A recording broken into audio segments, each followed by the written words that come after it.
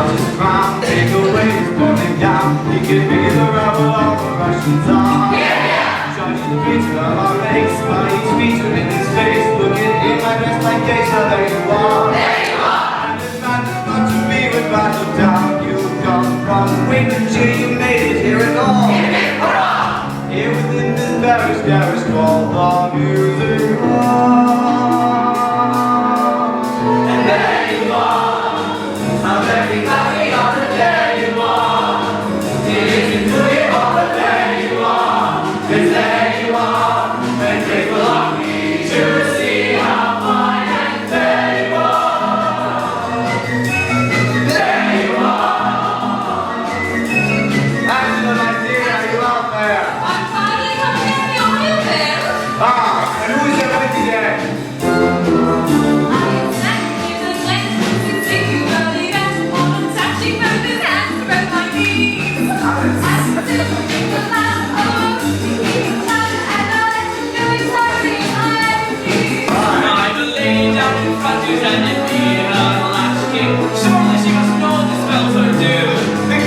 At least lovely people will probably more or less agree.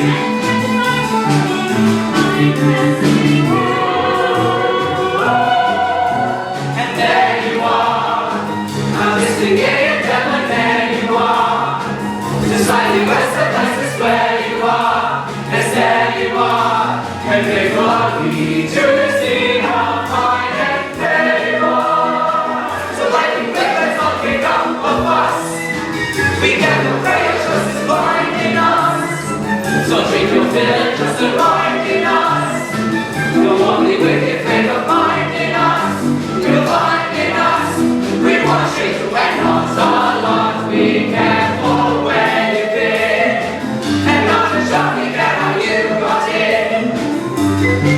Here we go, we must get out there.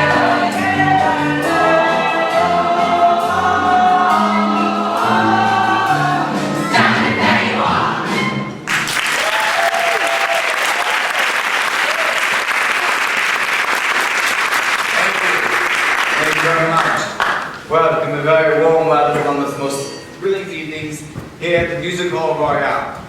Tonight we have the privilege of presenting for you the premiere performance of The Mystery of Edwin Drood. Thank you, sir. Now, as you are no doubt aware, all Mr. Charles Dickens was full half of the illustration of the greatest mystery novel of our time when he committed the one ungenerous deed of his noble career.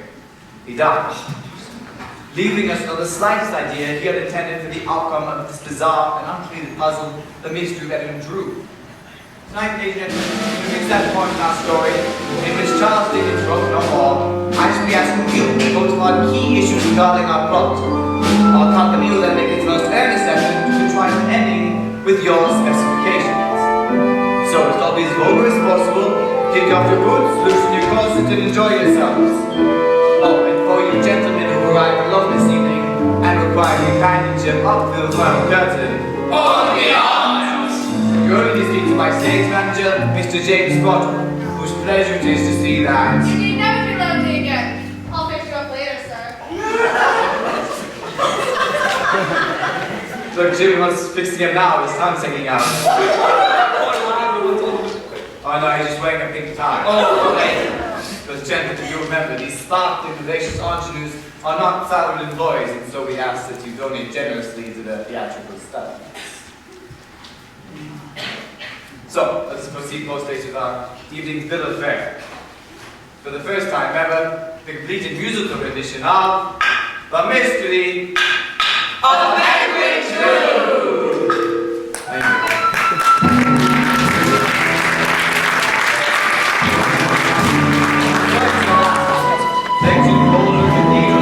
Cloisterham. Not the most encouraging setting for the Christmas spirit now upon us. Wintry shudder goes from the giant elves and they shed a gush of tears. And here we are, the home of Mr. John Jackson, choir master of Cloisterham Cathedral, choir master, organist, vocalist, vocal instructor. John Jackson is blessed with his voice and angels themselves might enter. who, dear ladies and gentlemen, more suited to a state of gold than that gifted vocalist himself, our very own Mr. Clive Knight.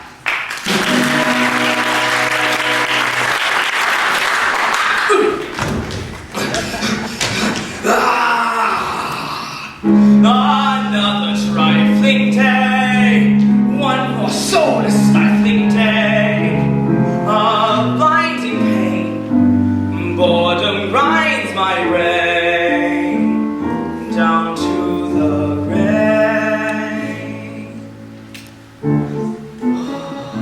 Yes, is that it? Yes, a man could go quite mad and not be all that bad, considering each superb, disturbing urge you ever had to curse aloud in church or choke each bloke who throws a smile your way. Be that as it may, a man could have bad dreams and not be all he seems, yet not be far removed from all the noblest of extremes. Sometimes I think that sanity is just a passing fad. A man could go quite mad. Unblessed are the dull, one ceaseless, peaceless love. Some wondrous night, storm-struck, wondrous light will cast me right.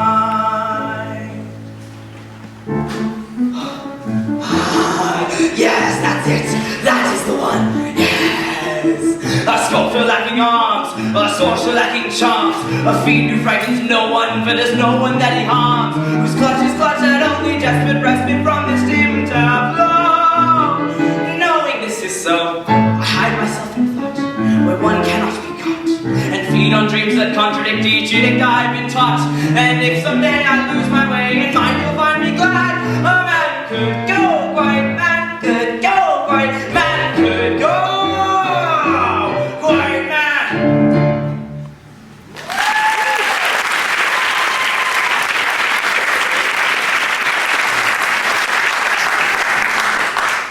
John Jasper eagerly waits the arrival of his beloved nephew and the title character of our evening's diversion, young Edwin Drood. Hello, Uncle. Why, there's the lad now. My dear Uncle.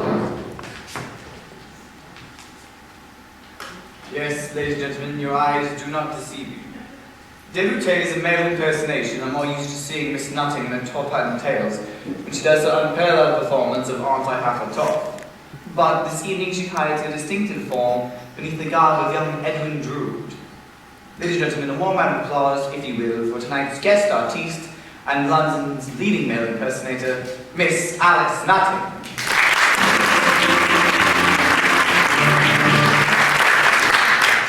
Any dinner, Uncle? You forget, Ned, that the words uncle and nephew are words here prohibited by express agreement. Of course you're right, Jack. After all, we only have a half a dozen years or so between our ages. Hello, Jack. Don't drink yet. I must first toast. Toast to what, Ned? Yes, to what? To Rosa. Ah, Rosa. Yes, the fair Miss Rosa Blood.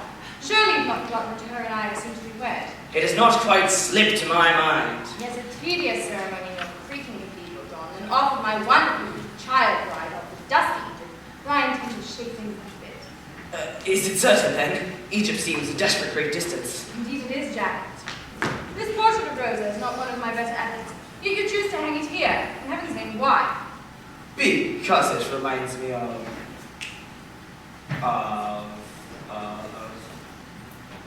Oh, I love you, Ned, and of the happiness I wish you and Rosa. Oh, I'm sure we'll be quite happy. Though our portrait suffers from an unavoidable flatness owing to the fact that my dead grandfather and her dead grandfather are as good as married as a bird. And the devil can get let us alone. Tut, tut, dear boy. Tut, tut, this is all very well for you, Jack. You have the freedom to love whomsoever you choose. Don't stop, dear fellow, do go on. Have I hurt your feelings, Jack? How could you hurt my feelings? Good heavens, Jack, you look frightfully ill. It's a strange film come over your eyes. I have been forced of late to seek treatment in London for pain and agony that overcomes me. Fear not, the effects will soon be gone. My dear uncle. Then take it as a warning. And Ned, Edwin, this is a confidence between us. It shall be sacredly preserved, John. I have confided in you because... Because we are fast friends, and because you love and trust me as I love and trust you. Both hands, Jack!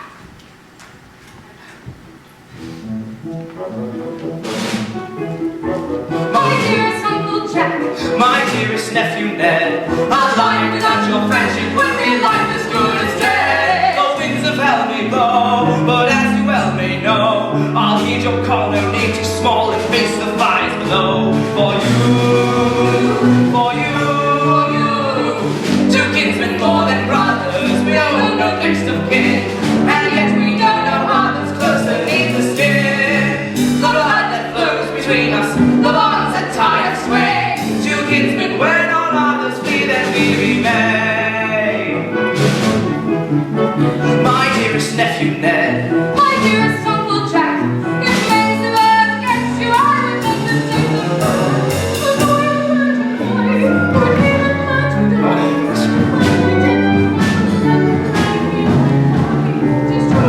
tis true, for you. Two kinsmen more than brothers, we own no next of kin, and yet we don't know others closer neath the skin.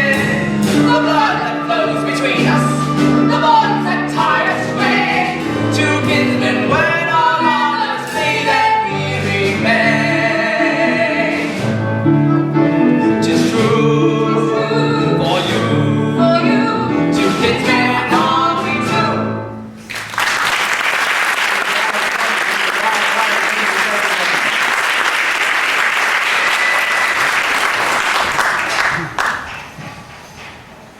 I trust the moderation of your applause merely means you're conserving your energies for the final curtain.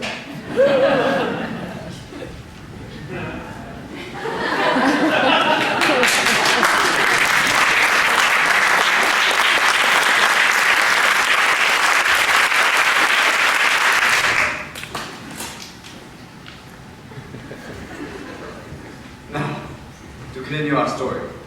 Edwin Drood is visiting Cloisterham to pay regards to his bride-to-be, the fair Miss Rosa Budd, who, like Drood, is an orphan. Now, Rosa resides at Cloisterham's leading seminary for young ladies, aptly, if not correctly named, the Nun's House. Portrayed this evening by that most delicate of English roses, that blossoming bud who's yet to be plucked, the unspeakably lovely Deirdre Peregrine.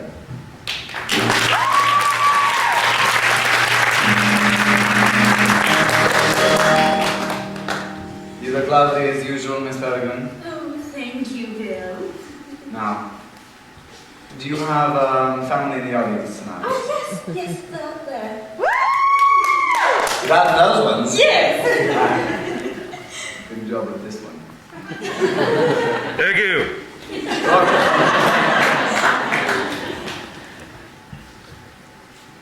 Oh, that one, yeah. I see we get your looks. It's not from that one, it's from the other, isn't it? Now, I believe we're ready.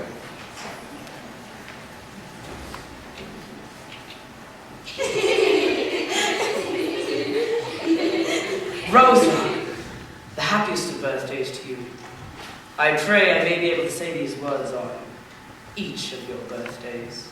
I fear that is not likely, since, as you know, your nephew Edwin and I will be departing for Egypt once we are married. It was only a wish, Rosa. How lovely you look. I have awaited your birthday with eagerness. Eagerness, Mr. Jasper? Yes, your voice will no longer be as subject to the fluctuations of adolescence.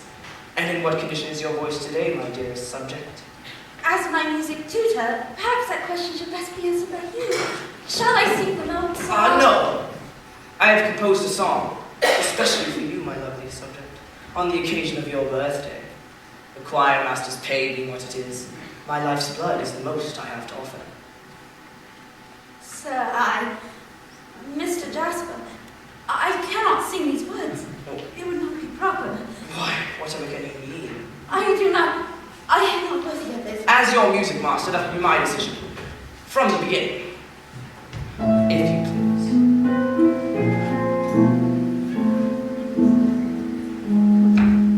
Between the very dead of night and day, upon a stealing sheet of light,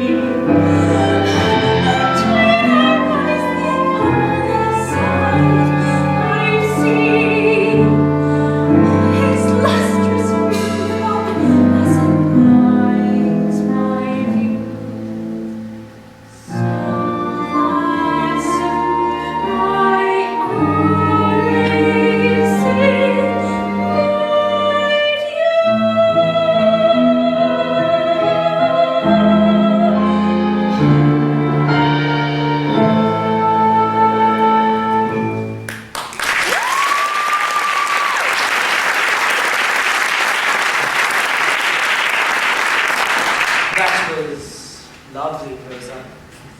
Thank you, sir. But lovely will not do. When you sing these words, you must make me feel as if you mean them. From the beginning, once more.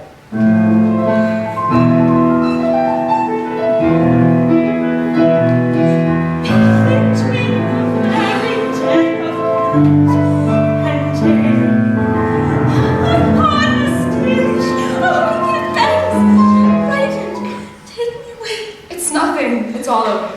Don't speak to her for a moment, and she'll be well. She's not used to the audience. Besides, Mr. Jasper, you are such a conscientious master that I believe you make her afraid of you. No wonder. No wonder. You'd be afraid of you under similar circumstances, wouldn't you, Miss Landis? Not under any circumstances. Ladies and gentlemen, our own flower spirit, the unpredictable Miss Janet Connell.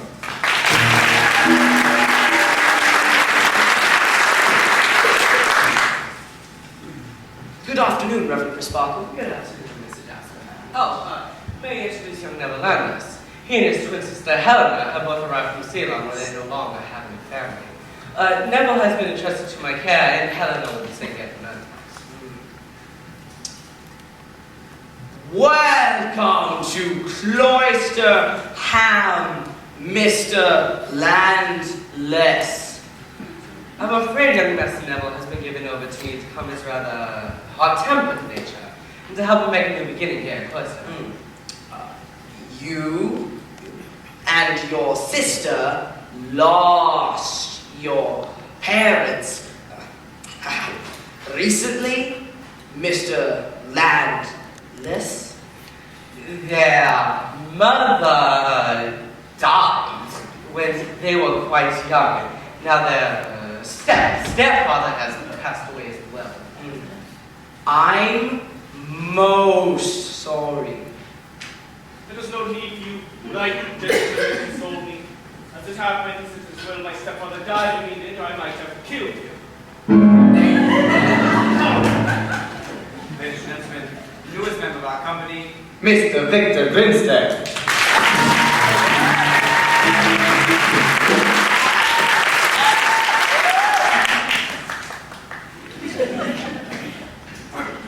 I surprise you, sir? You shocked me! Unspeakably shocked me! I was on beat, my stepfather was a good Mr. Jasper. In desperation, Helena tried on more than one occasion to flee his cruel and miserly hand, even disguising herself as a boy, but to no avail.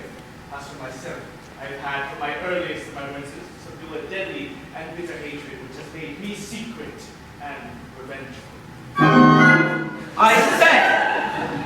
Oh, sir, your kindness and goodwill have deeply moved me. I pledge to change my ill-tempered ways and break new ground for myself here in Cloisterham. There's that. Here's some blends in, Mr. Jasper. Your pupil, Mr. Jasper, she sings beautifully. I thank you, Mr. Landless. Your efforts have not been without success. I trust so, Mr. Landless. And may I ask if your relationship extends beyond that of pupil and master? Heavens no, Neville.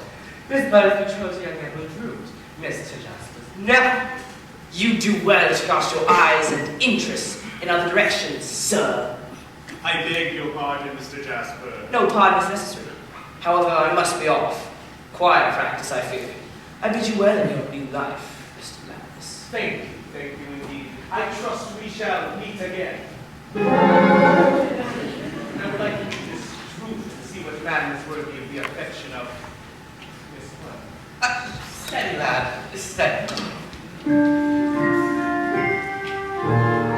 feeling better now, aren't you? Oh, much, thank you. These surroundings, which may seem very safe and secure to you, are new and unsettling to me. You'll be my friend, won't you? I would be as good as a friend as such might of a thing could be to such a handsome and womanly creature as you. Who is Mr. Jasper? My Edwin's uncle and my music master. You know that he loves you? Don't! He terrifies me. I feel as though I'm never safe from him. He's made a slave to him with his looks, forcing me to remain silent without his uttering a single threat. Careful, you're tearing Mr. Jasper's composition. Does not matter. I do not intend to sing it again.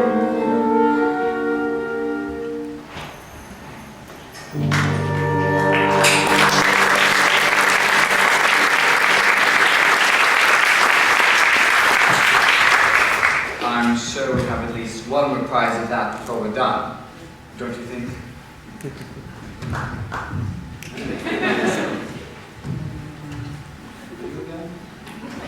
Oh my god, I'm Now, we step from the chaste sanctity of the nun's house, and for reasons which will soon become clear, travel to the wickedest corner and the wickedest hole in the fabric of London. Beneath contempt lies the opium den of the Princess Papa.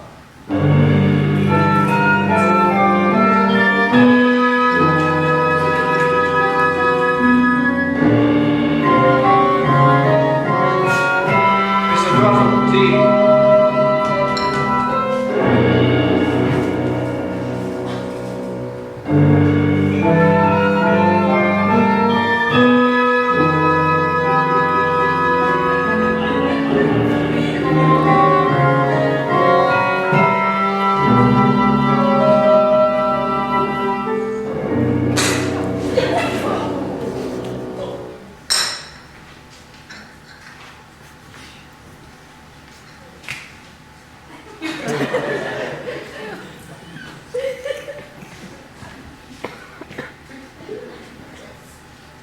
Here, the universal tongue of opium is spoken, with its sub-dialects of prostitution, burglary, violence for profit, and murder. And reigning supreme over this blemish on England's fair land is a Princess Puff, who ministrates to her client's needs and who hears more than she tells. Portrayed this evening by the Grand Dame of the Music Hall Royale, the Queen Mother of the Red Light District, that good woman of ill repute, Miss Angela Fireside.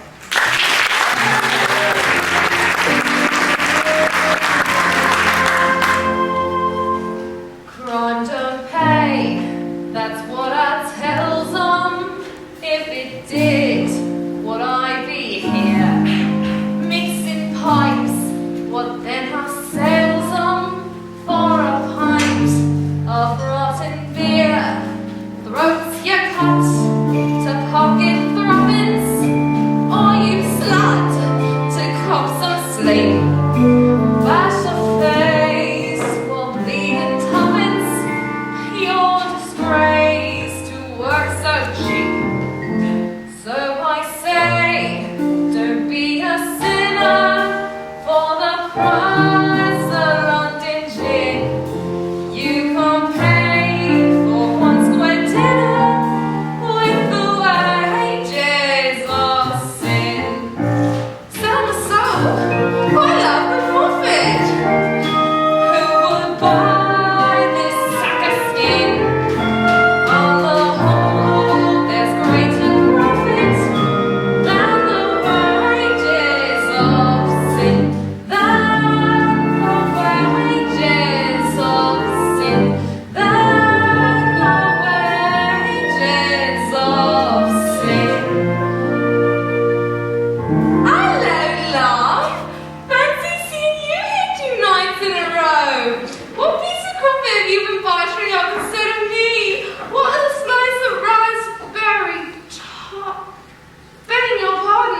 sure.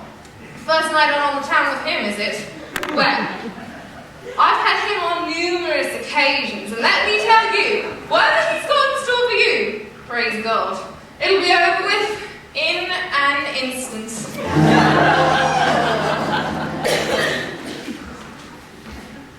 Oh, what do they say you love by the note? I had him when he was just 14. God love him. You've not had better since, have you? Oh, he's not had any since. I've seen girls from gutter families trap rich men with fluttery ways, and they coo, call past the jam, please, over nuptial breakfast trays. Over there in bed 11 sleeps a bleeding hypocrite, spends his days eyes cast to heaven, spends most nights amongst this shit. I am so sorry. That will never ever happen again, I assure you. I promise you, I beg your pardon. Now, where was I? Oh, right. Shit. That's why I say, don't take half measures, do things right and dig right in this world, there's greater treasures than the wages of sin. I get frets, but seldom offers. If I did, I'd kick it in. You can't fill that many coffers with the wages of sin. Come on now, get up and give me a glass and help that last line there, eh? With the wages of sin. Bloody hell, you can do better than that. Get off your bums. Get off your bums. That's you right there, it's you. Off your bums and give us some notes then, eh? With the wages of sin. God love you, God love you, God.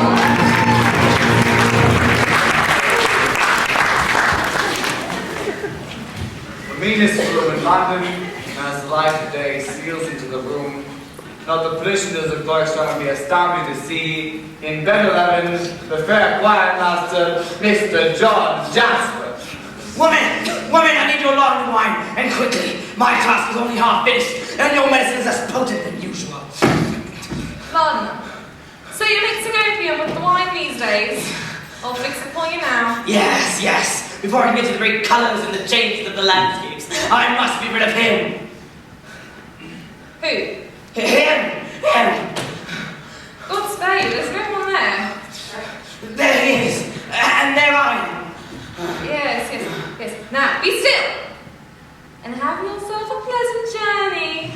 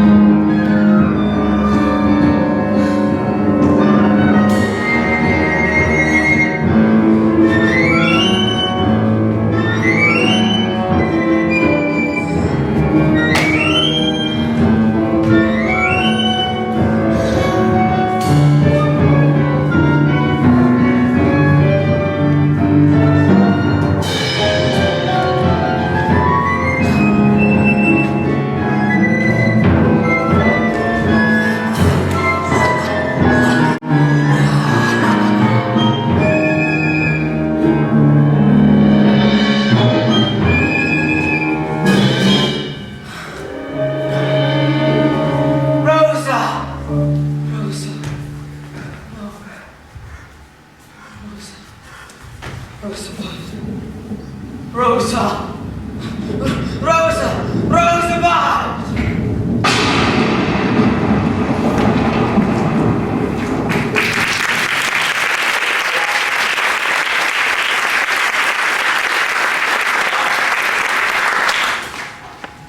What did you just say? Did you say Roosevelt? I'm sorry. I can't seem to recall what I said. Could you please direct me to the railway station? I appear to be lost. 5 threepence you owes me. That seems a large sum for such a small courtesy. But if you're that needy, then.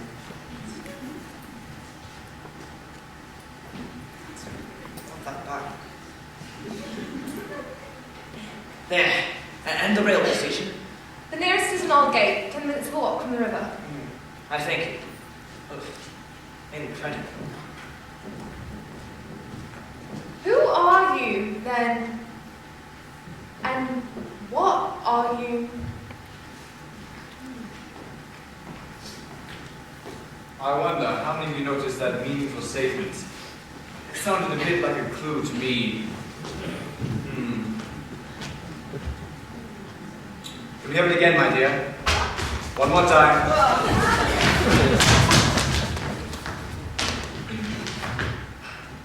Who are you, then? And what are you?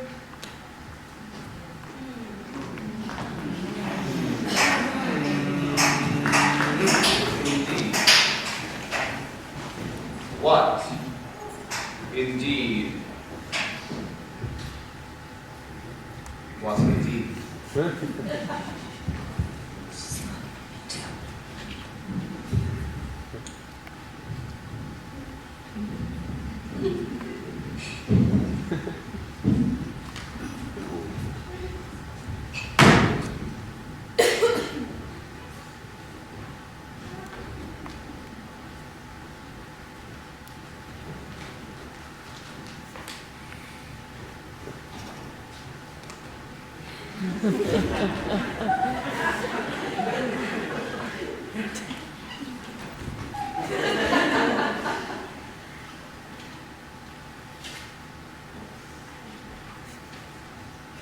As we leave our less sordid surroundings, we follow in step with Cloisterham's leading citizen, the Mayor Thomas Sapsey.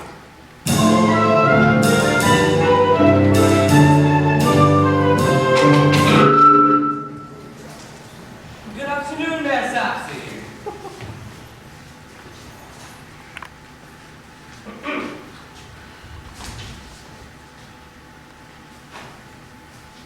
Really? With a sack of what? Oh, well, it's unacceptable, isn't it? And you'll see once again a bit silent with the... Ladies and gentlemen, your kind indulgence for a short announcement. The part of Mayor Sapsey will not, I repeat, will not be portrayed this evening by Mr. James Hitchens as is stated in your program. Mr. Hitchens, as many of you know, has tended to appear more frequently in the bar in the rear than not here in front of the footlights. And so it'll come to no surprise that he is once again massively indisposed. Due to injuries he acquired while fighting for a lady's honor. Apparently the lady wished to keep it. And so, ladies and gentlemen, his part portrayed this evening by your own chairman and obedient servant, I refer, of course, to myself, Mr. William Cartwright. I hope you enjoy it. I add, it's more your luck than mine.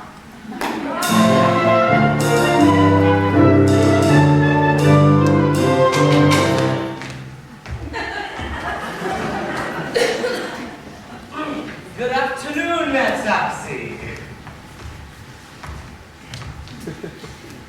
Good afternoon, Mr. Chris Barlow.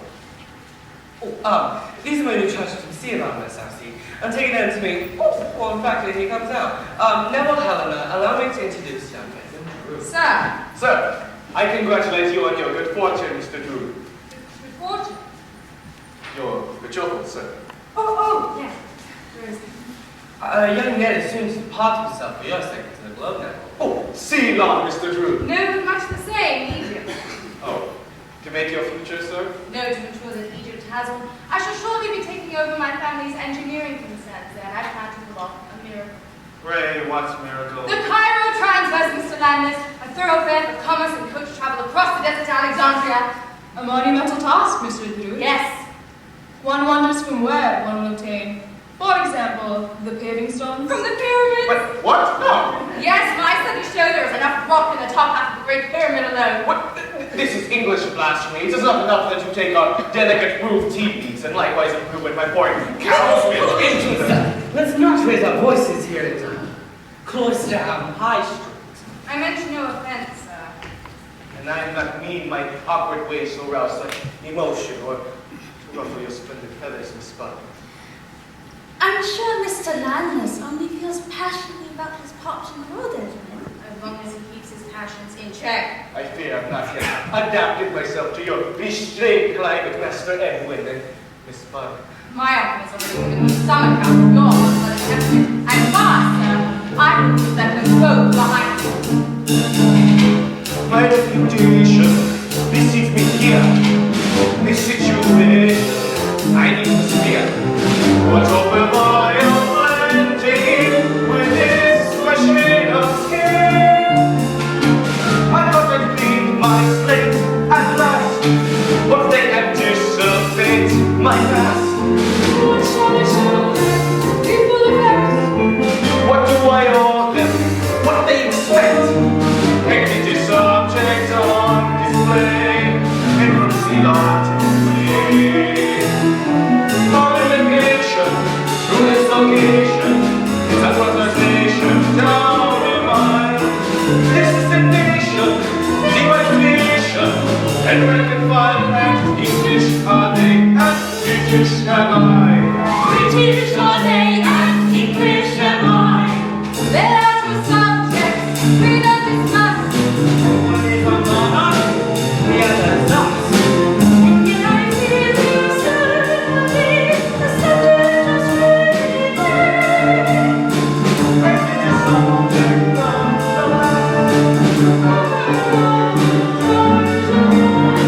Get down, Obama. What's all the fuss? How down, Obama? Belongs to us. If it is subject led and born, then subject not to scorn.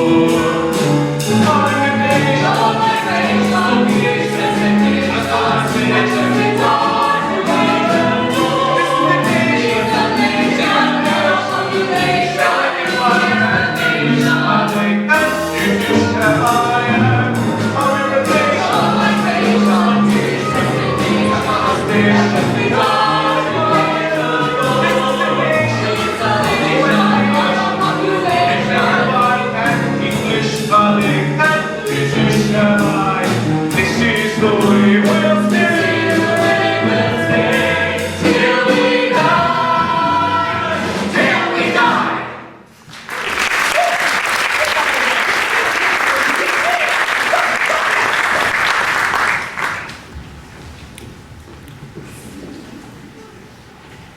You see, Mayor Sapsy, it's just as I've been saying. There's an instinctive rivalry between my dear old Edwin and this Netherlands fellow. I fear his hot-blooded Eastern temperament. I think you exaggerate the matter, Mr. Jasper. I will go mad! Do you not realize there's more than one side, one praise to all things in nature? Beneath levels take the English accent and adopt the English manners. There is a heathen Landless, a tribesman Landless, a half-blooded, half-bred, half-caste, who would kill as easily as he would comb his own sleek hair. This is quite extraordinary, Mr. Jasper. To the contrary, nothing could be more ordinary, sir. I myself suffer from this sort of duality on occasion. I will sometimes forget things, and then going back to fetch them, half expect to find myself rounding a corner I've already turned. But for me, having your chair and this man Samson at the same time, it's damn amusing. Indeed, like our two-sided Netherlanders, I find that I am not myself these days. For all I know, I might be you. There's more than room enough for two inside my mind. I am likewise in the haze of who I am, seem to see what took before I thought I need neither line. For is it I or is it he? But I need, but alas, I'm not free, I want to do. And if I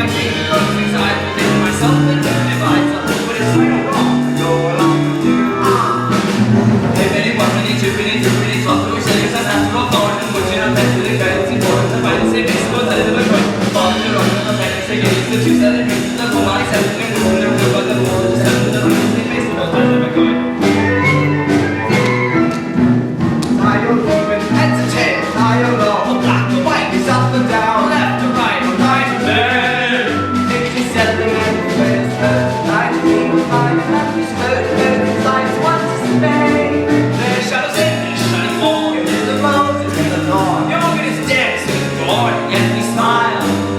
Comes to vision in the verse. It seems to work, but in reverse. Things are better than we were in just a while. Take any moment that you're really through it, it's all through, so let's test out to a floor and put in a fence with a currency, corners, a fancy, peaceable, let the work, follow the rule, the fancy, beginnings, the two-sided music, the rule, I said, and we're gonna feel well, it's all the seven, the fancy, beats, one side of the coin. Hey, you're too many, so close, and let's test out to a floor and put in a fence with a currency, corners, a fancy, beats, one side of the coin. It's the beginnings, the two-sided music, the rule, I said, and we're gonna feel well, it's all the fancy, beats, one side of the coin. In for a penny. In for a pound. Take it from many too many euros, dollars, and that's what one was when I mentioned the currency, one of the best of it, but the new point, probably the most pennies again, which is an amazing new body, and we're going to go the whole set of the finest of it, but that's the point. But that's the point.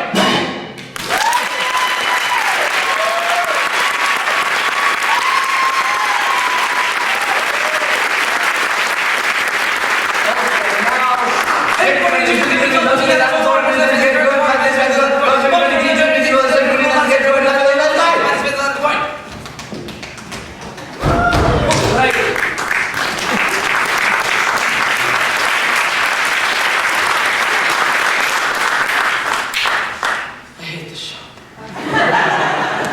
I don't. It's age.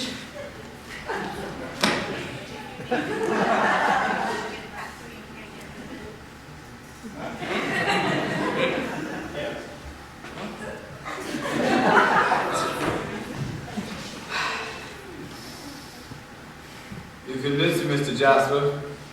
I shall certainly keep my eye upon this Neverlanders. A brilliant and original idea, sir. But now I must change. I bid you a good day, sir.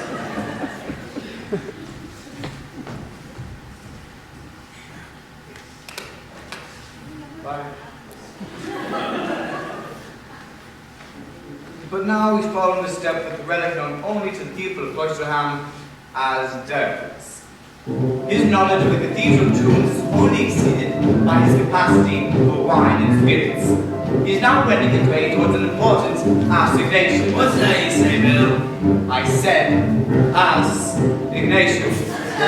Mayor Saps who lives just around behind. Oh, what's that you say, Bill? I said, around behind. So with you. I didn't come here to be insulted. Why? Where do you usually go? I'm not a complete fool, you know. Which bit is missing? I'm next to an idiot. Pleased to meet you. Ladies and gentlemen, saying the world of Daedalus this evening, the Clown Prince of the Music Hall Royale, your friend, not mine. I give you, and I don't want him back, Mr. Nick Cricket. Assisted dear friends, bar my own lad, young Nick Cricket is second. Yes, the one.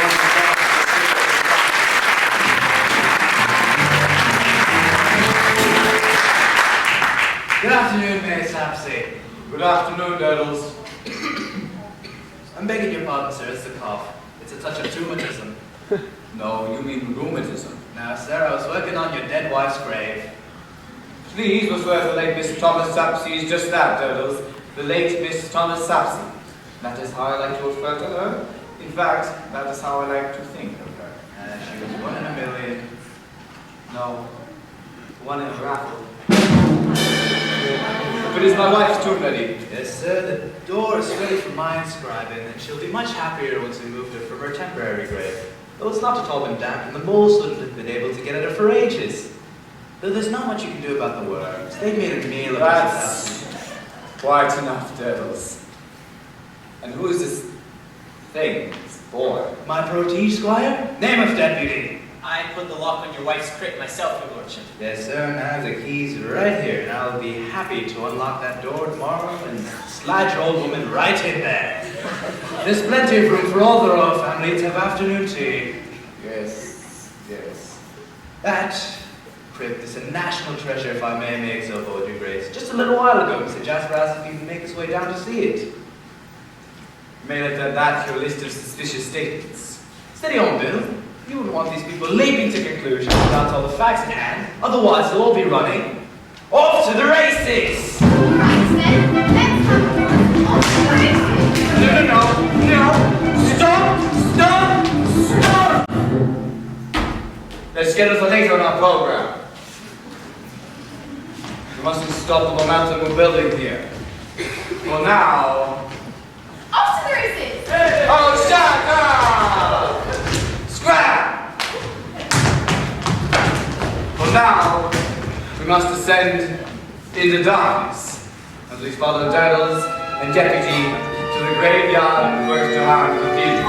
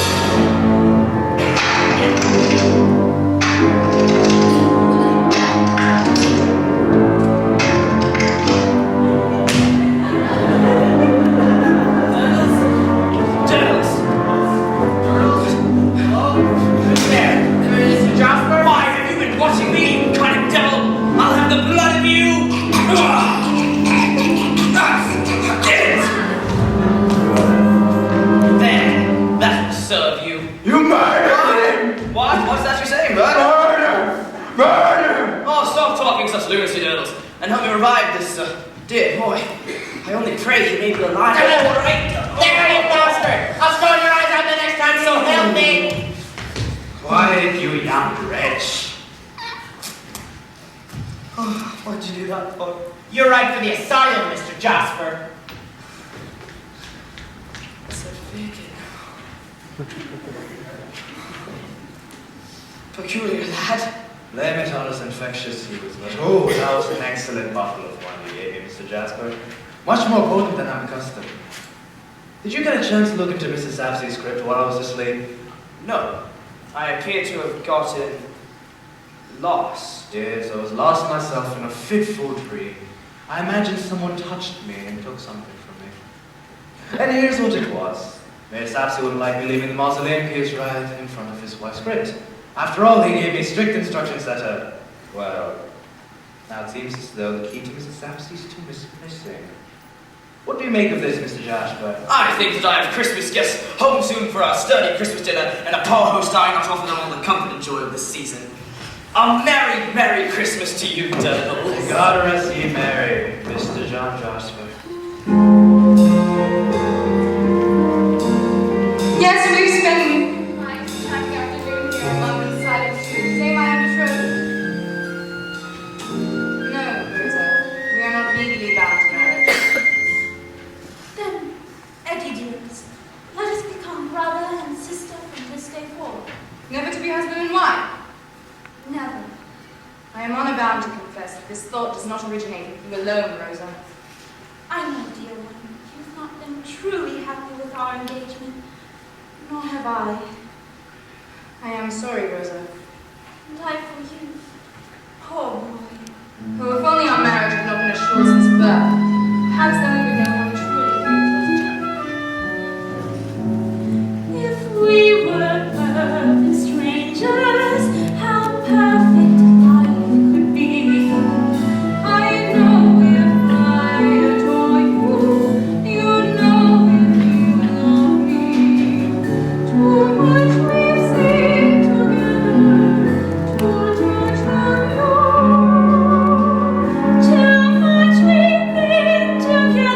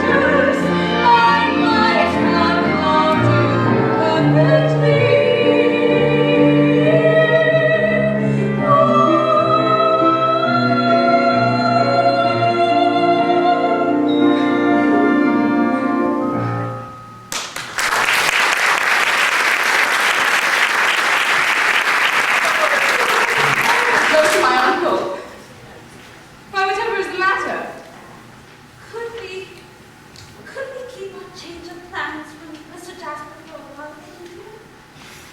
Yes, of course you're right. Why give him such sad news on Christmas Eve? But now we must be off. There's a storm brewing, and I'm afraid he's expecting us for dinner.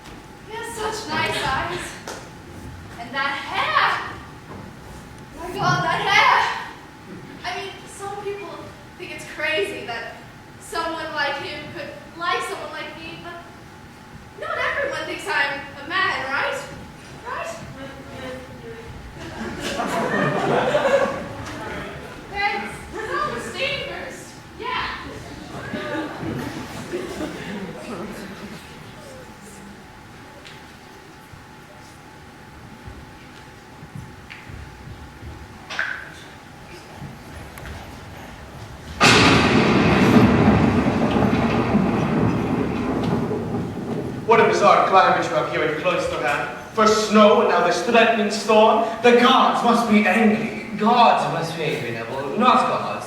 We use a singular in England.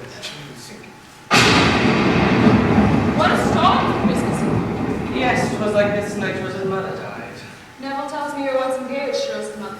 Mr. Crisparkle? Yes, but the affair was a bit too Anglican, a bit too angular for her taste. And then at a seaside party. Celebrating the second anniversary.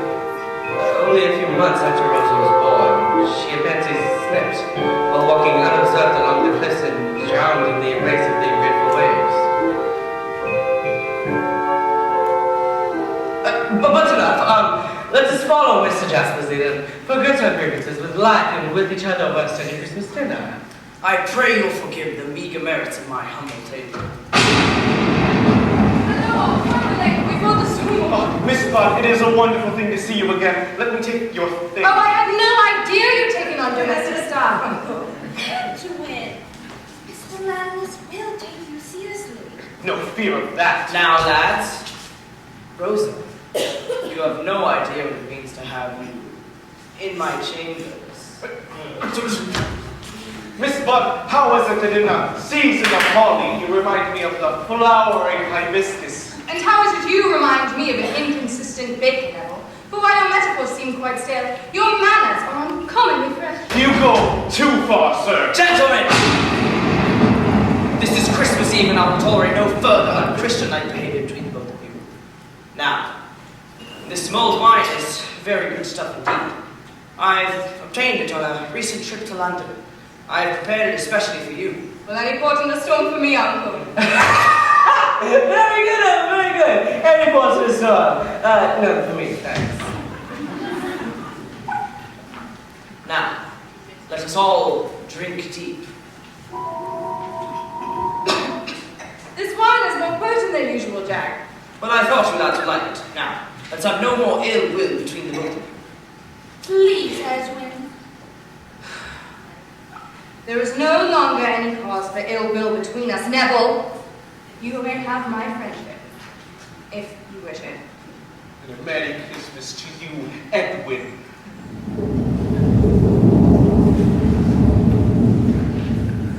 The goose is good.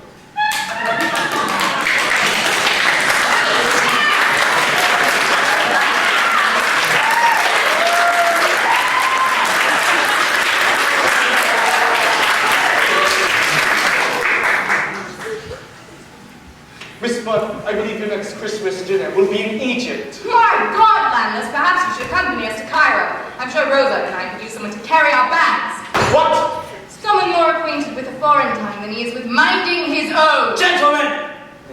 Please be seated. Sir, I don't much like that tongue. That's the serious sneer you wear. Clearly wear a finer cut than I am, but a waistcoat worn can soon be torn. I'll bleed like why you should bleed your blood so well. Something in the speech seems ominous to me. We want to word each word, promises to me. Praise to him divine, for this we should be glad. Won't you try some wine? No, good can come from bad. My dearest nephew Ned, I wish to wish you well. The world is yours for you, just like Winston's on the shelf. Landless as you are unknown, your blood is hot, but less than pure, less unsure than we your history would indicate. The parts of some are passing through your veins, your cruelness thus explains. Something sets a chill like feet upon my brain. Can your strength and will conclude another say? Could these words they say bring harm upon the lad? Night must follow day, no good can come from that. My dearest, deepest friends, I wish to propose a toast to Rosabud and Edwin Drood. 3 cheers, here's the roast. How very blessed are we, we know so many stars. Thy kingdom come, thy will be done, each one of you will come. Monsters come like the newborn which I destroy my clarity. There and you who dare presume to stare into my face. My one share my life and see you dead. Lost the rose of where to reach. What's the end? I feel it, I feel it. We are friends and will not soon forget. In your days I heard for another Rosa's mother. After Rosa's birth she left this earth, no justice on it was. So only time if that I'm trusting all right naive. But I perceive these boys, this happy small frightening that I might conceive.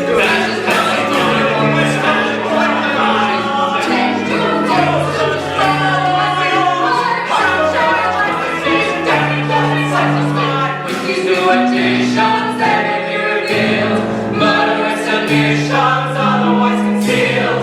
For a new curse, for a new bad. I was thinking, No good can come from bad, no good. No good can come from bad.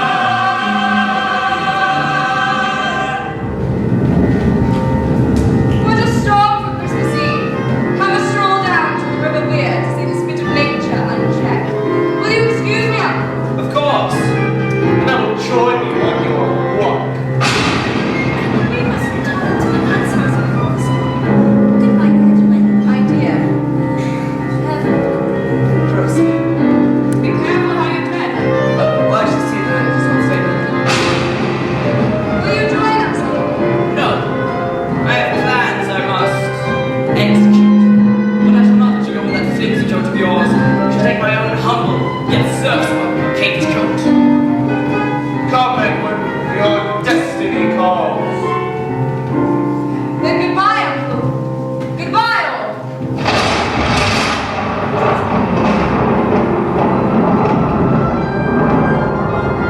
When shall these 3 things again? When?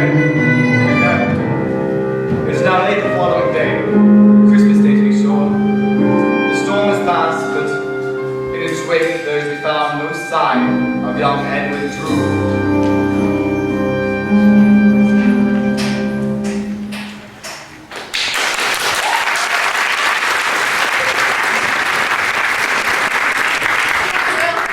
It was marvelous this evening. You know, I think it's time I despair it all. That's right, scandalous ankles. Why are you saying scandals? Oh, if only you didn't think that was What's that, Bill? Oh, yes, I will marry you. Ronald! What was that?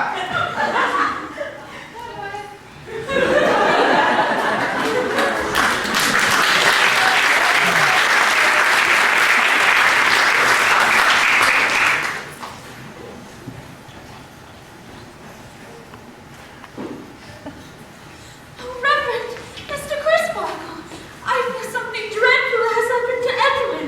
Let's just wait until my assistant Basil reports. Certainly you have heard a sentiment voice that no news is more certainly good news. Oh, in fact, here he comes now. Bassett, what's news? No news. Yeah, you see? I don't believe you met my assistant Bassett. His chief occupation here is guiding excursion parties around our church. Quite the showman is a Bassett, though tragically misplaced. Misplaced? Yes, Mr. Bassett carries with him a deep, dark secret. Now, Rosa, what is it that you believe Mr. Bassett has done? Oh dear, nothing dreadful, I hope. Mr. Bassett has written a play. A tragedy. The Thorn of Anxiety. When will it be performed, Mr. Bassett? Never.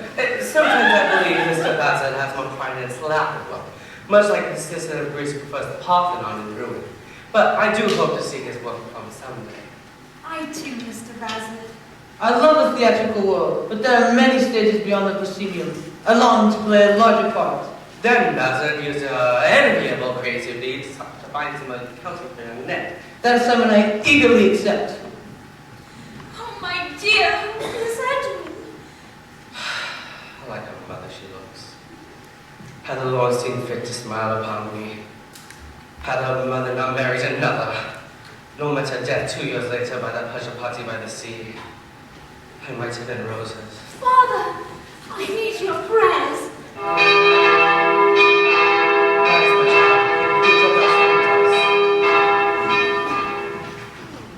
And is it not significant, that Neverlands was last seen fleeing the district? You've convinced me, Mr. Jasper. A secret murderer could indeed be hiding in Cloisterham's most affectionate bosom. Evening, ladies. And all the signs do point to young Neverlanders. I shall instruct a few strong gentlemen to bring him in, using whatever force is necessary, so that we may question him. You do that, sir. We'll get back to Neverland. Let's fight it up now. When we find him, we'll execute the murderous wife! Right! With any luck, we'll have a hanging for Christmas. That's the door!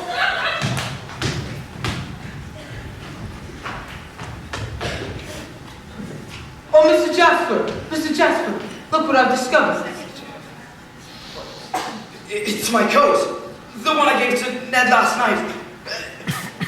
And oh my God, it's covered in his blood. Where did you find this? Under a rock by the river weir. My dear boy is murdered. I take this oath before you, Bassett, recorded in the depths of your memory, that I shall never cease to convict the crime of murder upon the murderer, that I shall devote myself to his destruction. I shall remember your words, Mr. John Jasper. I believe that's it for you tonight, Philip. That's right, Bill. I forgot your pay, so no pay today. Looking at the pay anyway, so it's fine. Now, it does seem rather odd that you're coming down from Knutsford each night, don't you think? You do seem to specialize in those narrow parts of late. Not by choice, Mr. Cartwright. Let's see, in Julius Caesar, you played the part of... A senator. Ah, so at least you're in for a kill. Now, it does seem rather odd that Charles Dickens wrote your character at all. Unless, of course, he was planning for something more for you. That's been my source in the role, Mr. Cartwright. I see. You do want to study Mr. Paget as John Jasper. Surely one of these nights. In actuality, Mr. Paget claims to have never missed a performance in his entire career. I see. Well, our first act is almost over, and our second act is considerably shorter than the first. Would you have a song at hand? Shall we have a song?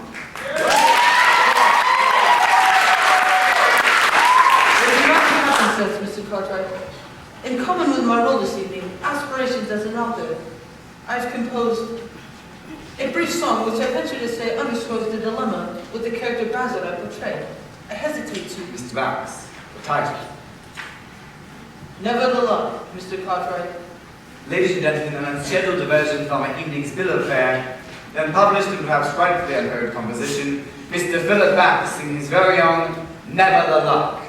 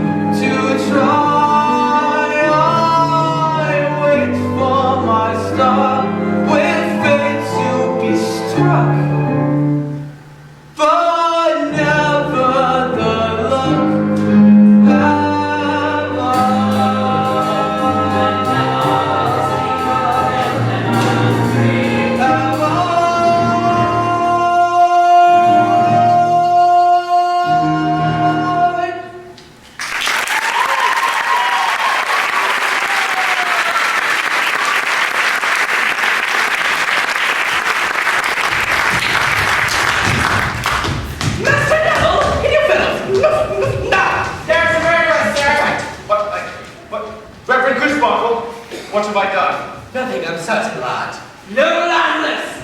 Where is Edwin Drood? Where is...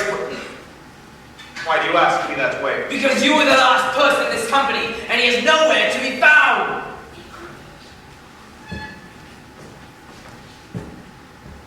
May I Sapsi, do you wish to question him?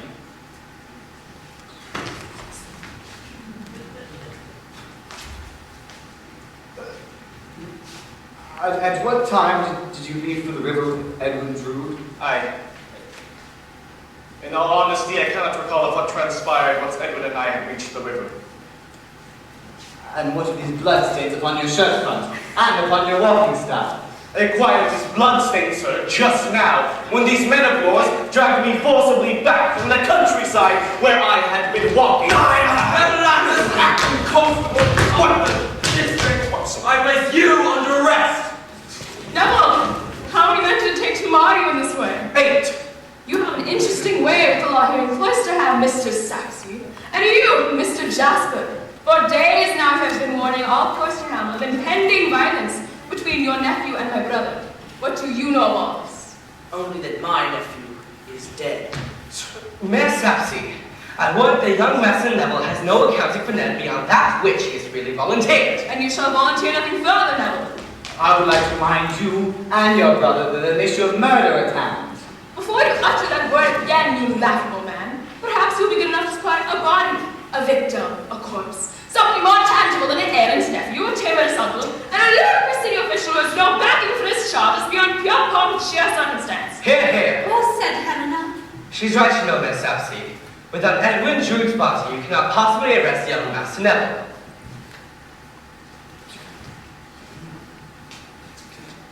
Very well, release him. Oh, bless you, Mr. Crisparkle. I am overpaid. I only wish I could express my gratitude without a strange, somewhat geographically untraceable accent. Yes, let's all pause for a moment, shall we? Here's what the matter of our lives. Edwin Drood has vanished, and, well, it's most likely, but... Dead! John Jasper has sworn vengeance upon his nephew's convicted murder. Whom most of his populace believe to be Neville Landless. But the charges against Neville have been rescinded thanks to Helen Landless's stealer resolve and the support of the kindly. Reverend Mr. Crisparkle, who was once engaged to... Rose's deceased mother. Meanwhile, it's difficult to know what one could make of. The drunkard stole recent turtles and his young apprentice deputy. Not to mention... The mysteriously motivated purveyor of opium, the Princess Puffer. These are statements to consider during the interval with one admonition. Should you leave the conclusions without other facts at hand, you may find yourself carried off to the races. Yes, Sue. Let's have a course of off to the races. A spontaneous request, which brings ladies and gentlemen to a song. Running here to the L'Oreal, Dickens' trademark anthem, Off to the Races! When conclusions often lead the best of us astray, but my smoking life is just a wait. All the ones who gather, making those who turn away like horses at the gate. Off to the races, off to the races, off to the races we go.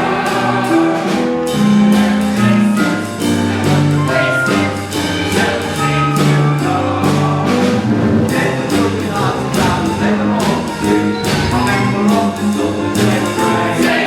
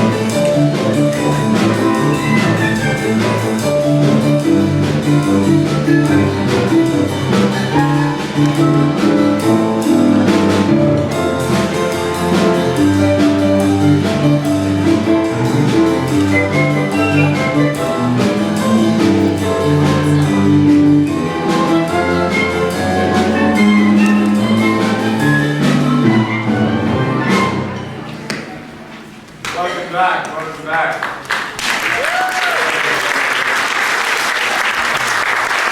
Now, a warm round of applause, if you will, for our fully trained orchestra under 50,000.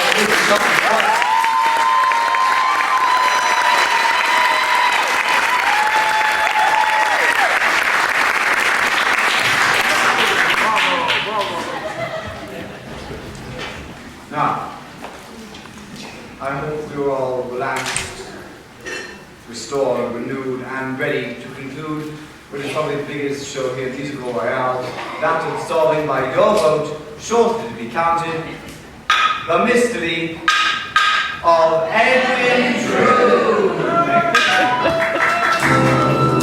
6 months have passed. An English summer is now before us.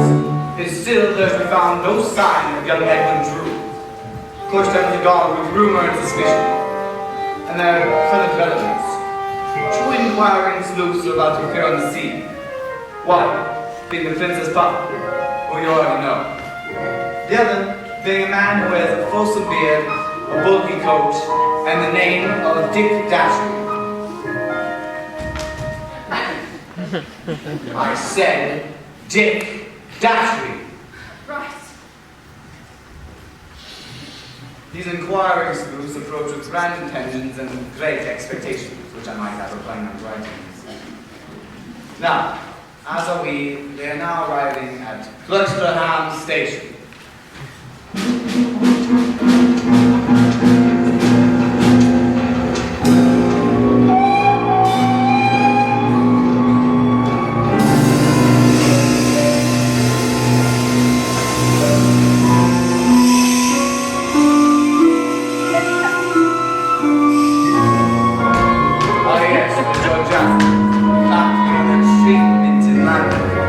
And note in his wake, among the many curious souls of London, none are more curious than these 2 sleuths.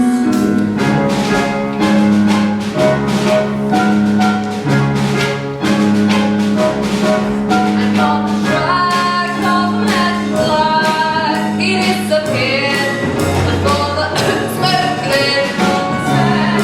Of a resident, contract him well, respect the person held, and then upon another trace, is that gone without a trace? This is a private investigation, but it could be hard, but we're on its destination. It's a private investigation, managing to wear or manage wearing or create but not the shell of a salty cell, like through a beat. For the clue I need, every day, every other day, incognito, into the past we go. I'm not a man of any means. Search the sky behind the scenes.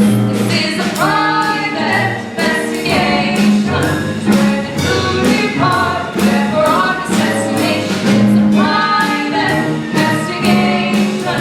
Turn this private club to a public situation. It's a private part, where we're on this destination. It's a private investigation. Through the truth of small, far beyond my estimation. Up here in front, scrutinize. I'm steering back, pursuing back. I'm clearly soaring with lies like pride and eyes.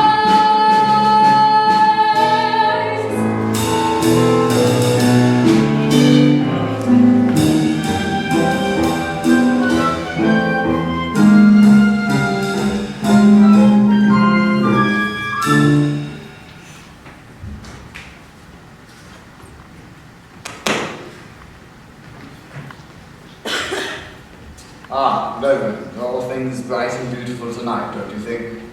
Yes, as if the stars were punctures in the ceiling of the earth, but whichever is likely to seem, but something along those lines. I only wish my assistant Basil, who was away on business, could see such a night as this.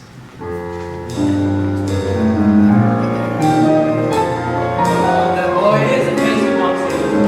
Welcome to Where Close, sir. I don't know if you can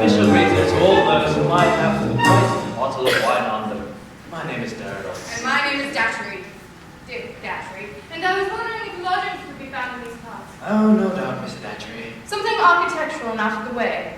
Inconvenient. We have any number of inconvenient lodgings here in Cloisterham, sir. Close to the cathedral as well. I couldn't help overhearing. The only lodgings I know along those lines are a small room just above the rooms of Mr. John Jasper, who is a great admirer of my own. Well, it's just the fellow who had been much afflicted by the loss of his nephew, Edwin Drood. Wait on, boy. This, much afflicted fellow, John Jasper, is he always dressed in, mourning these days? That's the man. You won't catch me going near him again. And why is that, boy? Because I ain't gonna be lifted off my legs and choked again! I find this most interesting. I shall enjoy watching the comings and goings of this town.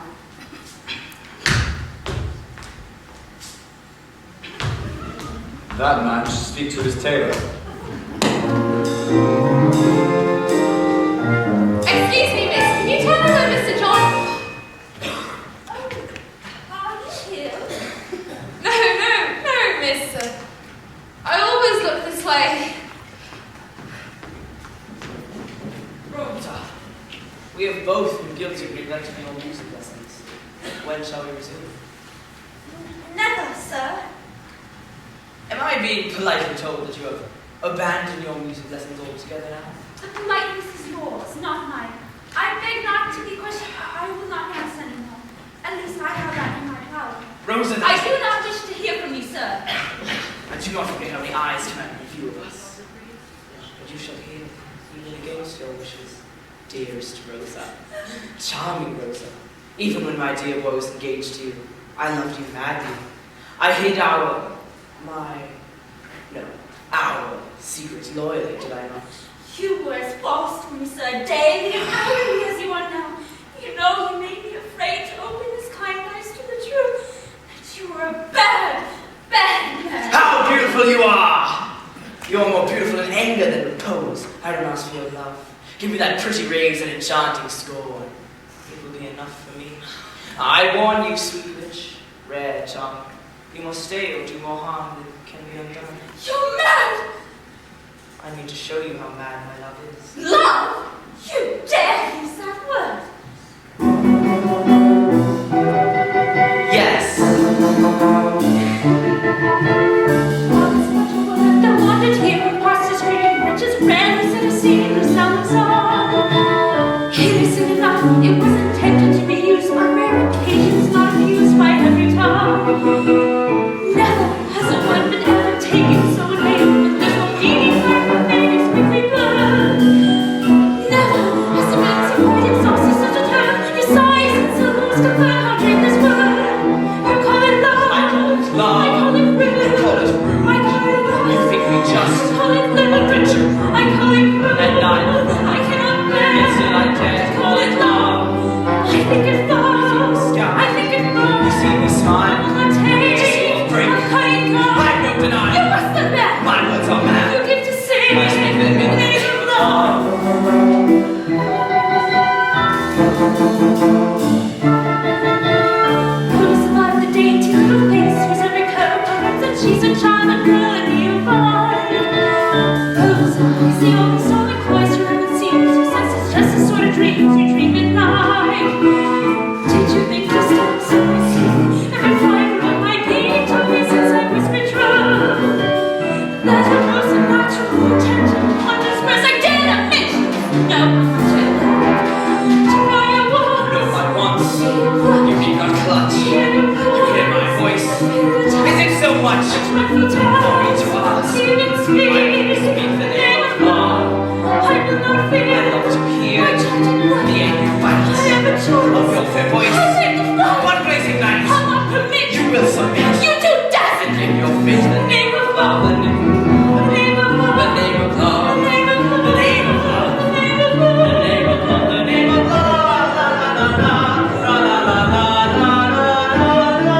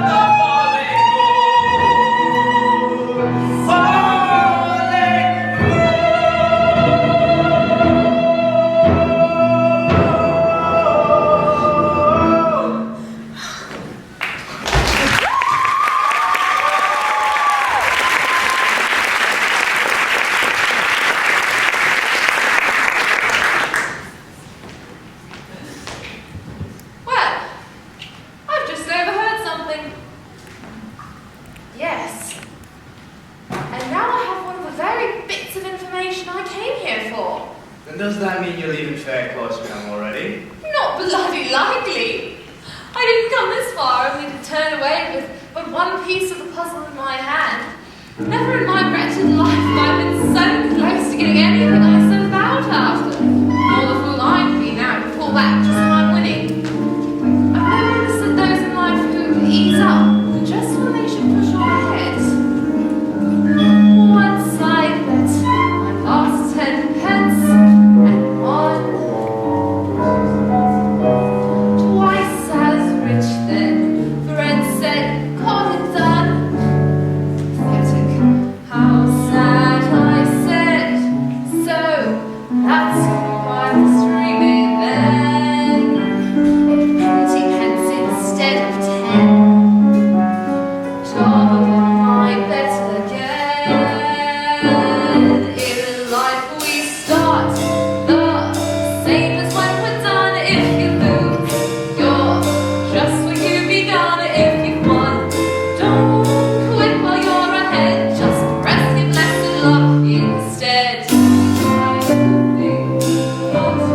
Move like in a bet, choose the heart that beats within your breast. Never rest. Don't quit while you're ahead. Sing out, there's more in store for me. I see my dream ship finally coming in like a steamship, anchored into wind. Lift your chin, remember what I said. Quit while you're ahead, let go. I'm lost, you want to be only just 3 weeks away from being complete. Don't quit while you're ahead, don't worry how you say.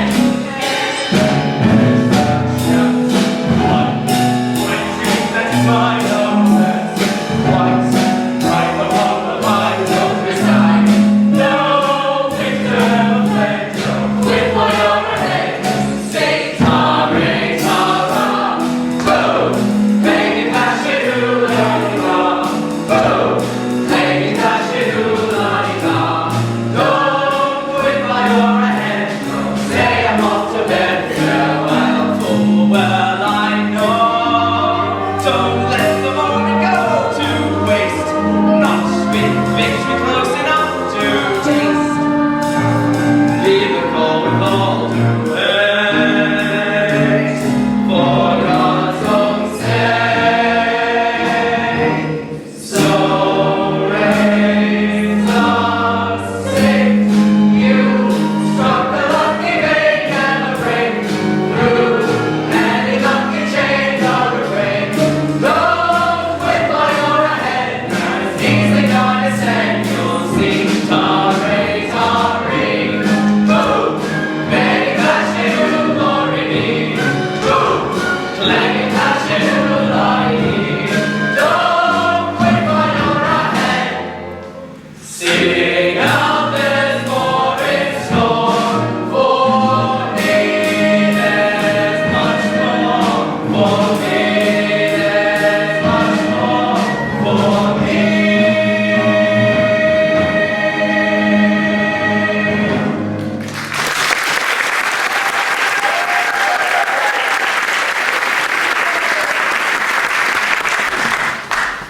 Encore maestro. S'il vous plaît!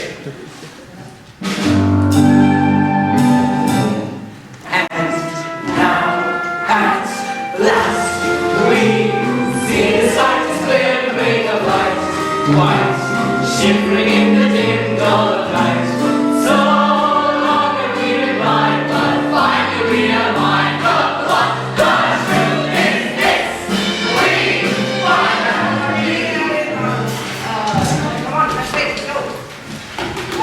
What's the matter?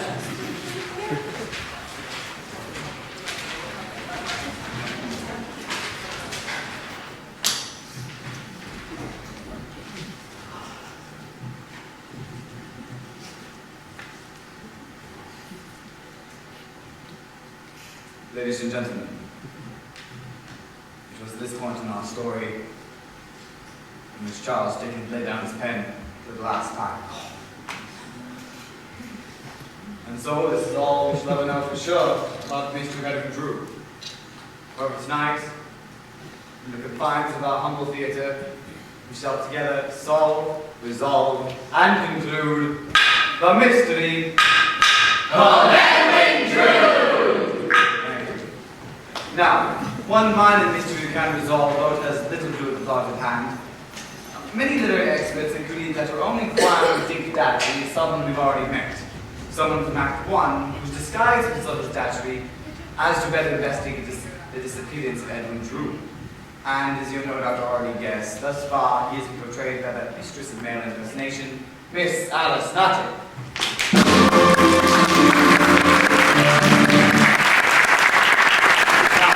This does not mean that Edwin Drood and Datchery are one and the same person. No, far from it. The reason for Miss Nutty's portrayal of Datchery this evening is she's scheduled to appear in 2 acts, and here at the Music Hall Royale we believe in an honest week's work for an honest day's pay. Which brings us to our first question. Is Edwin Drood dead or alive? Mr. Dickens experimented with many different titles for our book. For example, The Loss of Edwin Drood. The Flight of Edwin Drood. The Disappearance of Edwin Drood. but never the death or the murder of Edwin Drood. Now, many of you would say that a mystery without a murder is, well, no mystery at all. Tonight, ladies and gentlemen, our questions shall be answered primarily by you. But, in a daring, perhaps dangerously democratic turn, the Music Hall Royale has allowed our company themselves the right to vote on one key issue each night. So, my fellow acolytes of lesbianic persuasion, tonight your question will be, Mr. Throttle. Is Edwin Drood dead or alive? Miss Nutty, who has a vested interest in the outcome, will kindly take me back to the house. Gentlemen, ladies, if your whim takes this evening, all those who believe Edwin Drood is dead, please raise your hands.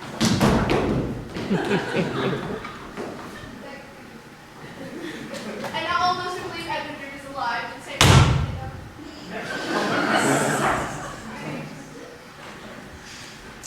Miss Nutty. You snuffed it. By a massive majority, I fear. Which brings us to our next key question, Mr. Thorpe. who is the detective Dick Datchery? Well, we can safely eliminate Edwin Drood from that matter since our company has voted him dead, while the remainder of our... Hi, bloody ha-ha! You absolute envious little shit! It's obvious to everyone here that I am Datchery, and it's even more transparent that this petty, jealous cast bitterly resents the attention I receive in the local press. Goodbye, all! Good riddance! Thank God! Miss Nutty! She gone. Really? Oh, ladies and gentlemen, I must apologize for the appalling behavior. You have no idea the week we've been through with her. First her dressing room was too small, then her moustache was too long. I told her she was splitting hairs. But please don't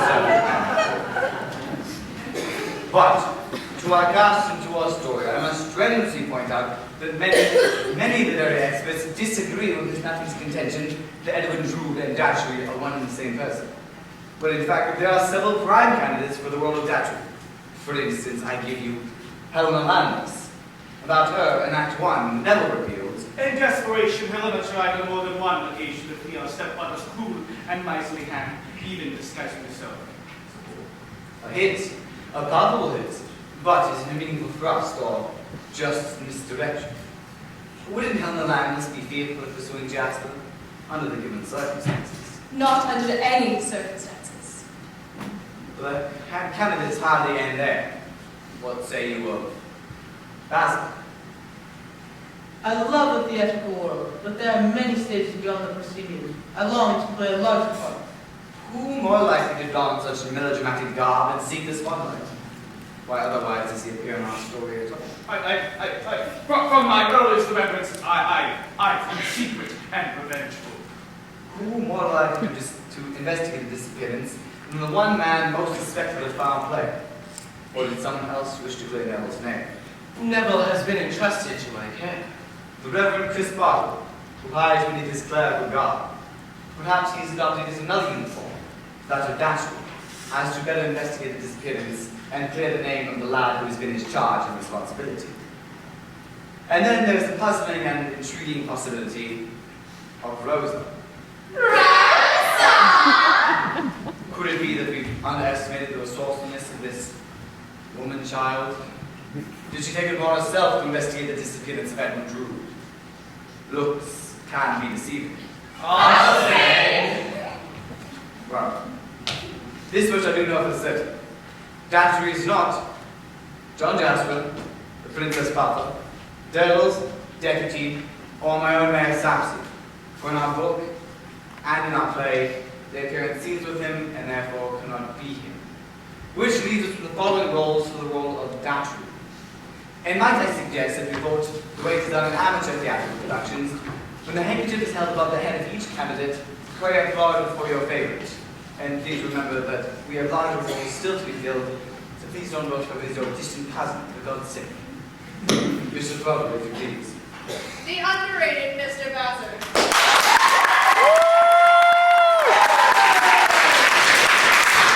The lovely Miss Rosa Budd. All the way from Ceylon, Mr. Neville Landless.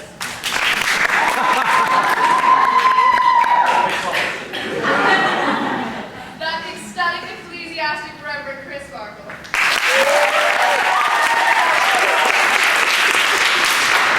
And the tempestuous Miss Helena Landless.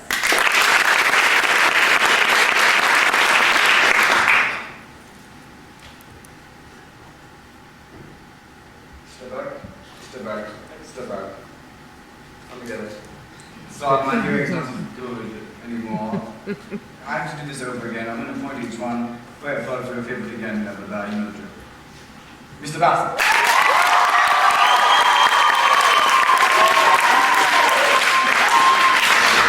Mr. Chris Barkle.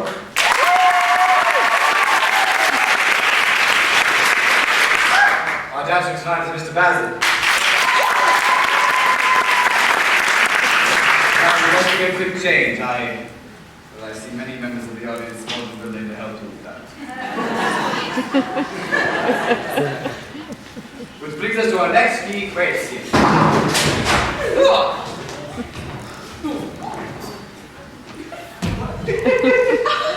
Miss Nutty! Cartwright!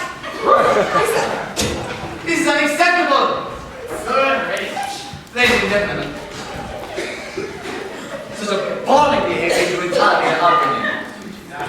With parents in the iron and steel business, mother irons, father steals. Didn't like that? How about this? They once called her the orthopedic soprano. She sang in all the joints. You got anything new? You have amnesia? I got a new one, you like this? Yeah, it is. This one's funny, we like this. She once sang a pub called The Cock and Comfort. Not a lot of comfort. But a whole lot! So that's the living tonight! Which brings us to a much more serious matter. As in all great mystery novels, we must find ourselves a killer, a culprit, a fiend, in short, the murderer of our dear departed English master lamented, dear Edwin Drood! Shut up! One more like that will send you back to the Salvation Army. I'll be standing out in the rain singing Jesus wants me for a Sunday. Now, quiet down, it's so fun. Never mind. Ladies and gentlemen, I give you the obvious answer for not victim, I'm sorry. Oh, for the role of murderer tonight, Mr. Clyde Paget is John Jackson.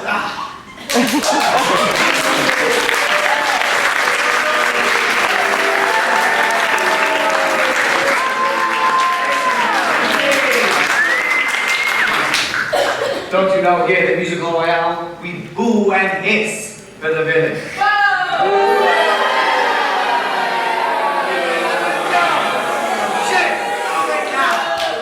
Too late! I did the whole thing over again. Now, I want you to write over and stand up in a line and sing 99 courses of a bottle of beer on the wall. 99 courses! Not your name! Now, I give you the obvious answer to the role of the villain this evening, Mr. Clive Patrick as John Jasper.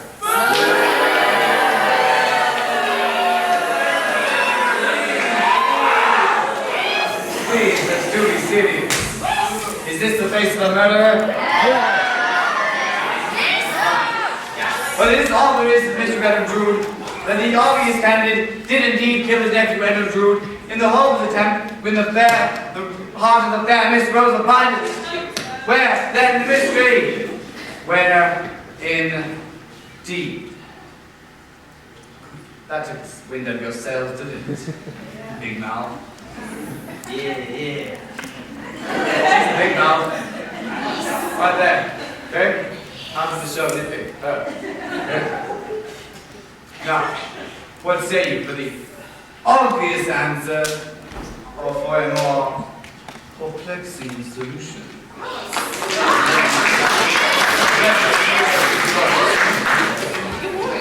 Now, we can safely eliminate a few people from our voting. Our own deputy and my own Mayor Sapsy are, well, the roles are written for comic relief and never figure very important with the other characters. Which leaves us with the following candidates for the role of murderer.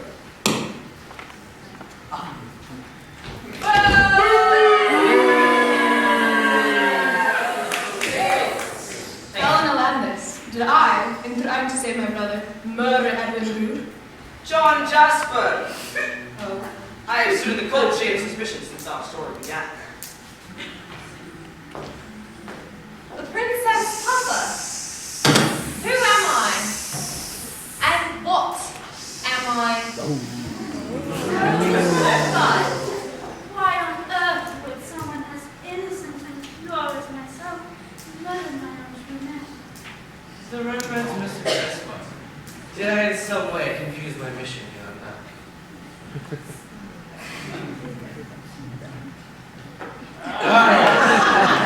I'd rather have a bottle in front of me and get rid of mental lobotomy.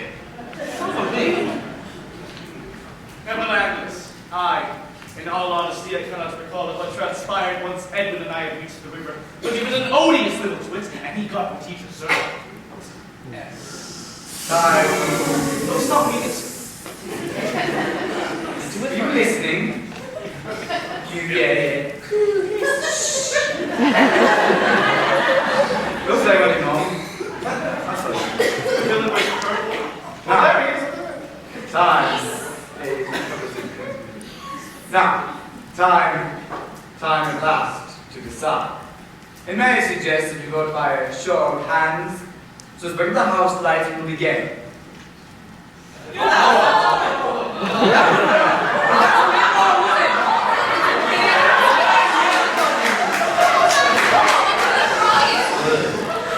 Is this what I'm dealing with, right? Why don't you holding hands and not taking the living?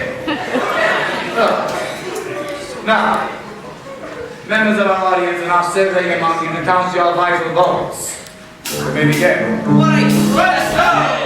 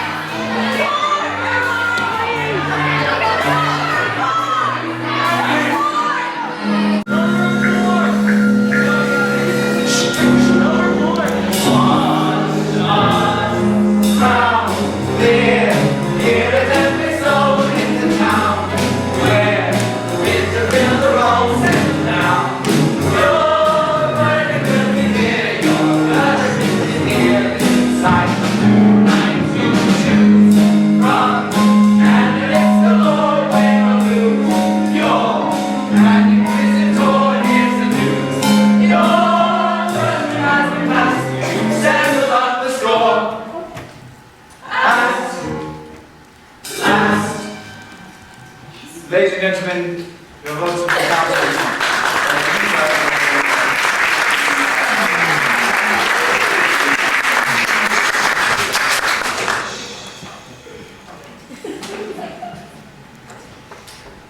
Now, as I said, your votes have been counted and then returned to me. Now, I shall offer our candidate you've chosen for us a civil port, so that he or she will know your verdict. But so that the final denouement will come as a complete surprise, I shall be asking you, the audience, to close your eyes. Close your eyes right now, I'm not joking. Come on, then, close your eyes. If I see eyes open, I'll tear them out. Take him out. Alright, everyone's eyes closed. I hope. Cheer. I'm offering them the port. They're drinking it. You may open your eyes. You see, you can trust no one here. Especially you. Now, as our cast departs behind the stage and your votes are being counted as we speak, I only advise you to, well, prepare yourself for a few unexpected twists and turns as we serpentine towards the ending you have chosen for us tonight. Ladies and gentlemen, for the first time ever, the completed musical rendition of The Mystery of Edwin Drood! God, Mr. Dwarf, on your way out.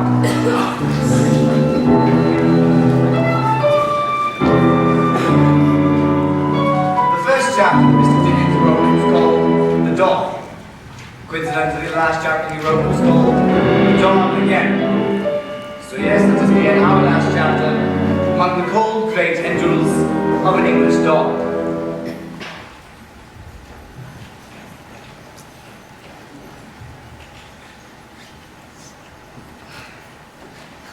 Oh, it's bloody freezing again.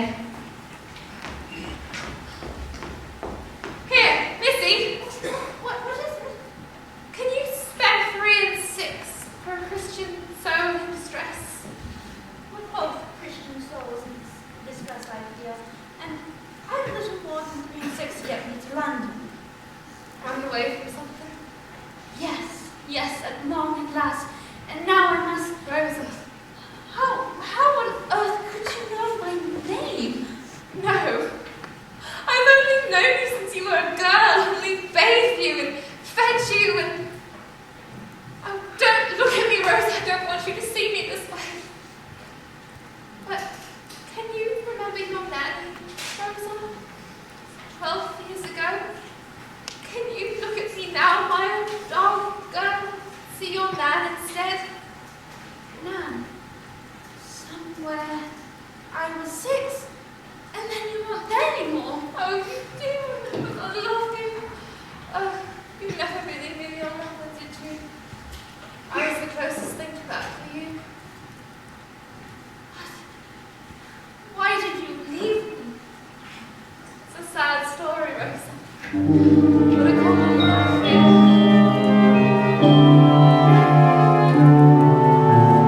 I was once your man, then I met a man. Tall and tall with golden hair is where my end began. Let him have his way with me, he knew his way so well. Led me down the garden path to hell.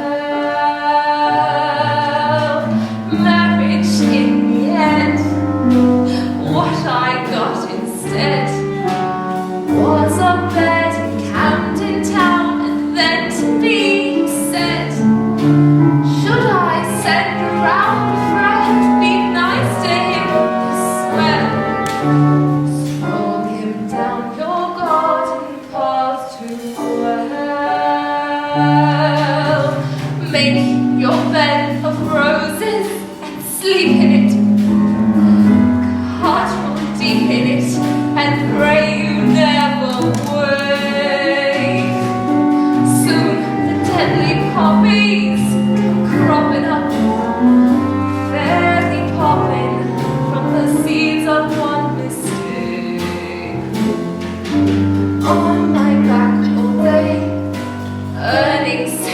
Spain. Took to drink so as not to think who'd come next to play. Gave my gent my every cent.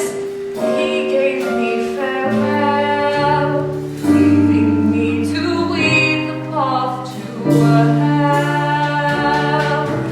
Life's a maze of hedges that prickle you. As they tickle you, they'll tear you all apart. Strolling through the mazes, amusing too, but confusing when you find there's no way out. Lost my books by then, couldn't draw them in. So I learned to trade and earned my keep with drugs, and then found myself a wicked shelf where opium I sell. Here's a pipe for you, sir. Prices 5 and 2, sir. Can't you see the garden? It's such a lovely garden. I'll take you there. I know the path so well. To hell. To hell.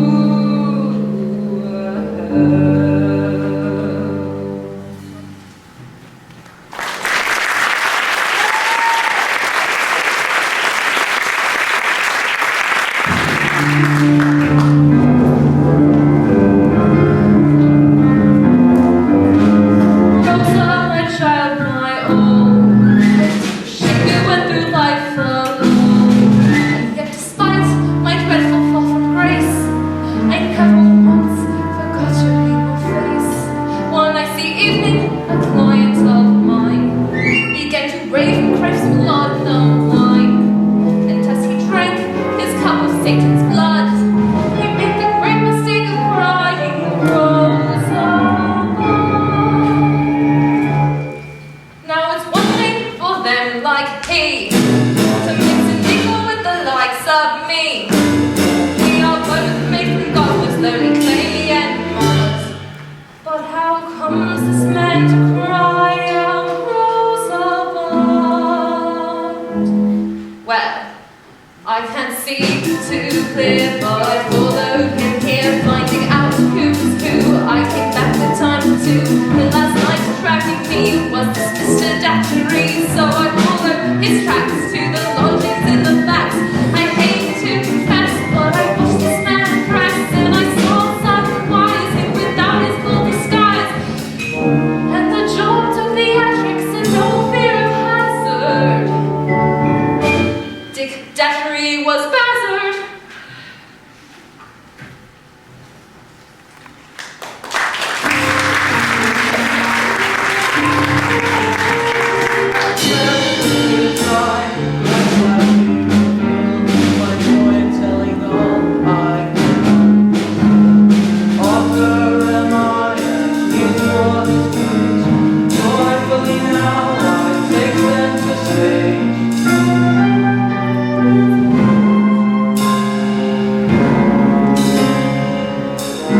Taking this part is to hone even further my art, for a playwright of plot to use such not as a temporary result. Public acclaim. Not a plot to use such not to hone even further my claim. This was my greatest audition, 2 days in roles at one time.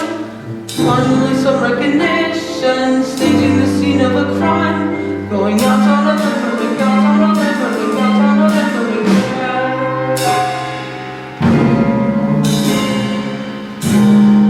Kit, and as Dashery, I did my bit. So,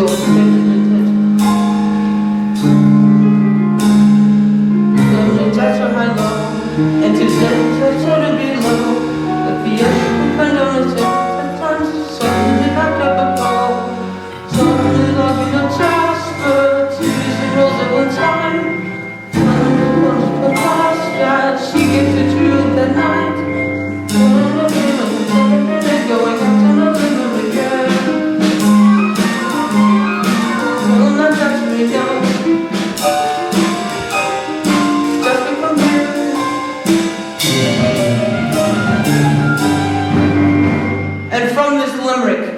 be hung.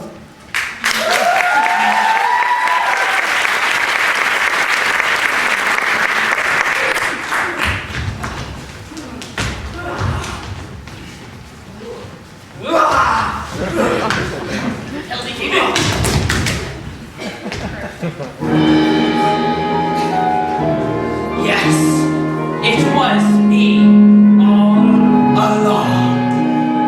I will not lie. I wished not to die. Twice dead am I.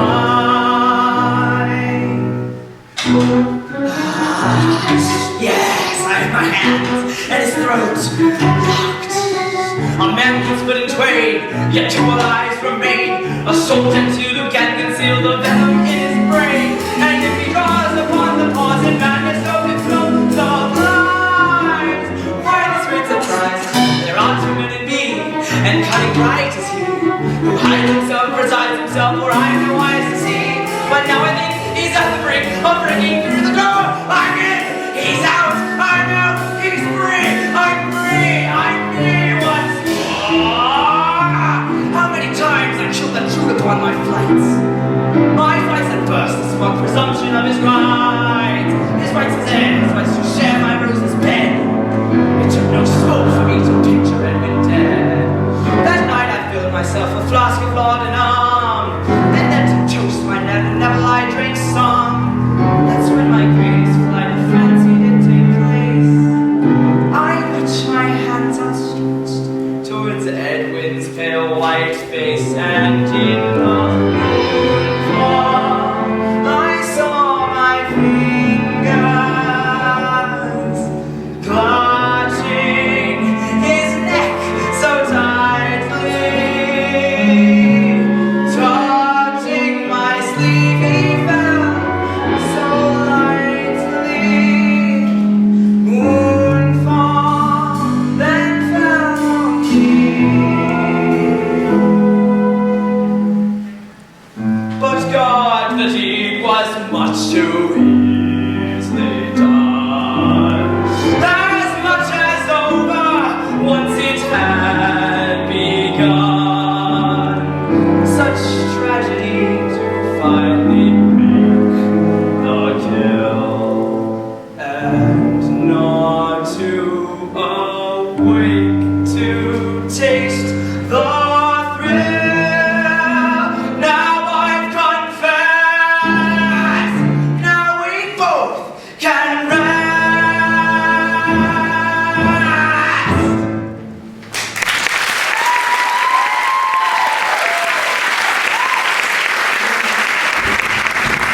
No! I can't let it happen. Yes, you placed the coat the young Drood wore that night down by the river weir to throw suspicions on Neverlandless. You're a bad one, Mr. Jasper, when the evil's inside of you. But you're not a murderer. You didn't kill Edwin Drood. Turtles, are you saying that John Jasper did not kill his nephew? Exactly, your lordship, sir. It was a wild night that Christmas Eve, as you'll remember, Squire, at Salt Shelter near Mr. Jasper's store. That's when I saw one amongst you throttle Edwin Drood, and in a convenient flash of lightning, I saw who it was. That was quite a long speech, Bill. I think I might have a quick bit of thought. Damn! Right. And suddenly I see Mr. Jasper stagger out of the circle under the influence of potent mist. And suddenly he collapses. And then he gets up, picks up young Drood, carries him into the cathedral, down into the crypt, and deposits him right into Mrs. Sapsey's tomb. What? Yes, I told you there was plenty of room in there. But Turtles, you must tell us, who did it? The Lord love me. It was Chris Markle.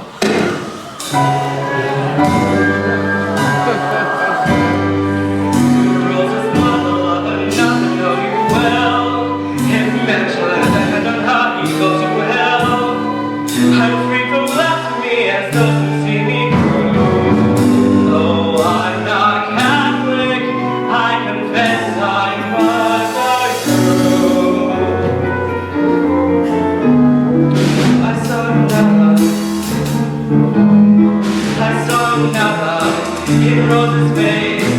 The Rose's mother studied the place. Couldn't ending Edwin Drood have I loved him all? This sort of mine must never wed. What show of mine is true was dead. That type of fashion, his death I trust. Capsized the lashes, that's dust to dust. And then I bore him from the boom and sanctified his soul. He ceased to shiver, he ceased to quiver. I did deliver him to God. And she is mine now, was loved divine now. To find beyond but living and right.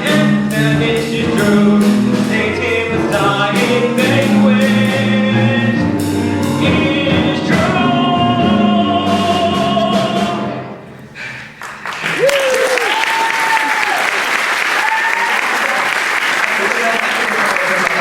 Not even Drood. Could I enter? You're a bad one, Sparkle. Rosa's mother is long gone. She is no threat to you. Oh, really? Really? Then the joke's on me. Let's go on.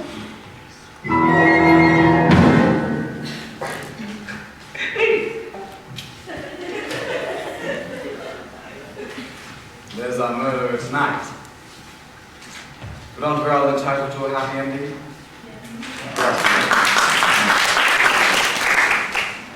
Now, we all seek in our lives love and romance and, well, at this hour of the night, anything that resembles that.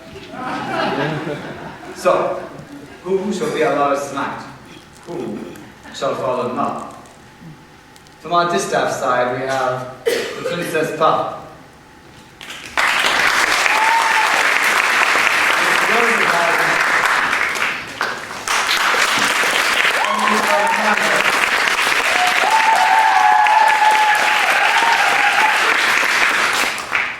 Now, for applause for your favorite when I point them again. The Princess Puff.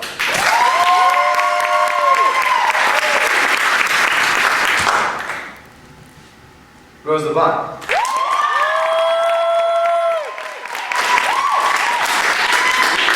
Mrs. Helena Landis.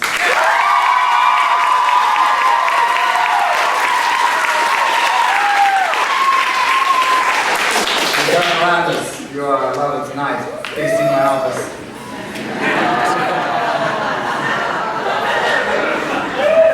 I told her to sit down.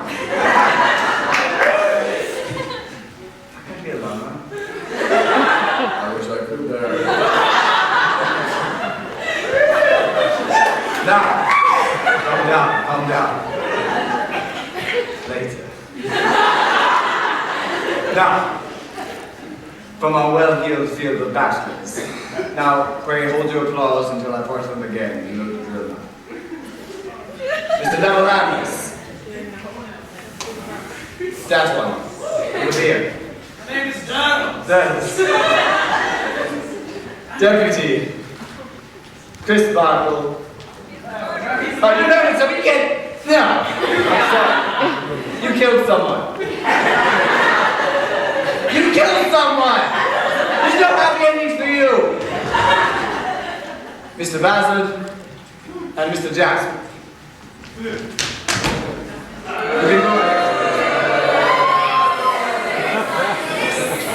Now, for applause for your favorites, and I force them again, blah, blah, blah, blah, blah, blah. Okay.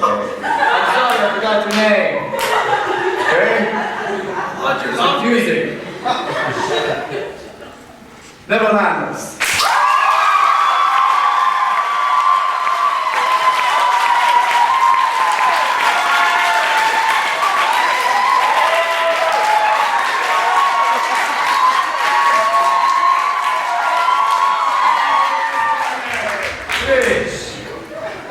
Devils. Deputy. Mr. Bassett.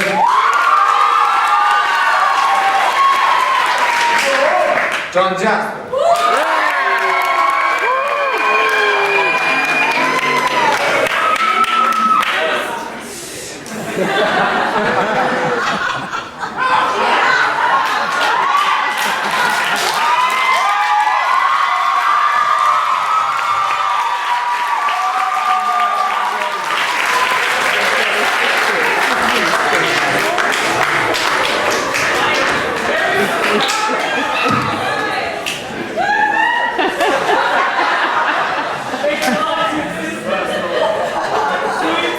Gentle reprise, and we were back to our love song.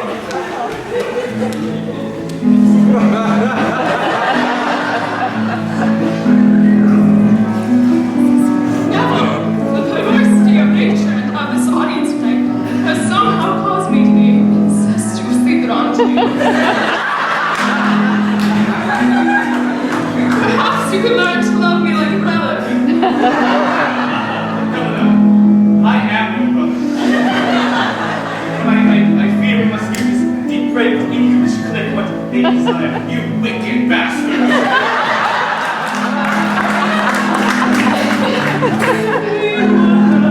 Strangers, how strangely met are we. I might die now, but for you, our best has yet to be.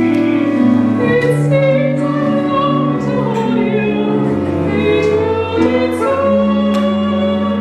You love me so, they told you.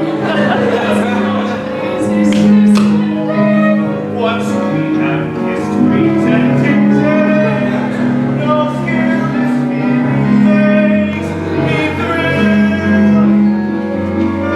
Once they were perfect strangers, yet no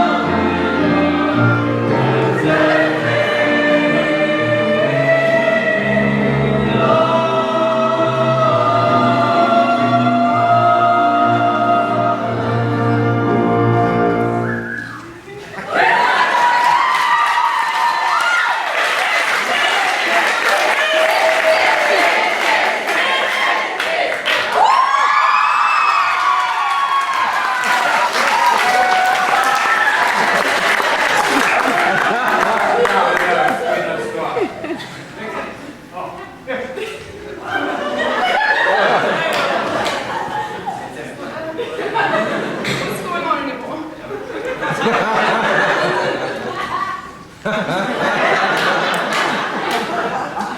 Murder is the crime, huh?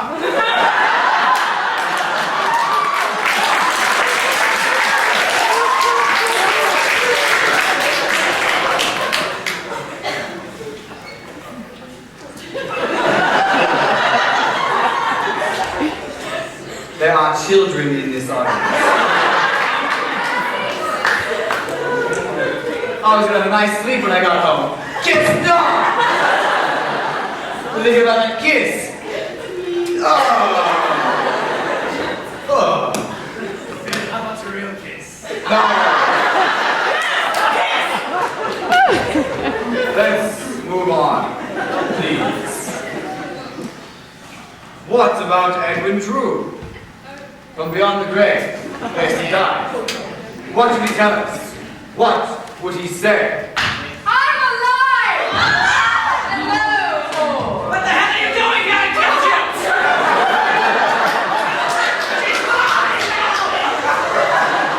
I am Lazarus, risen from the grave. Quite alive, you'll find me this street behind me is where I faced my closest shame. When I struck my head against the street, I was stunned, not stricken, a plot doth thicken, as Jasper flew me off my feet to the crypt. I awoke in dark beyond belief, and while all above you showed their grief, I was screaming for my very breath. Only moments from death, you have no idea the sudden strength that you feel within you, the steel and sinew as death stands smiling at arm's length. I escaped from where my fled, and I did not return here till I could learn here just who in hell would wish me dead. But more than that, more than one solution fits the crime. I have learned it, life is bids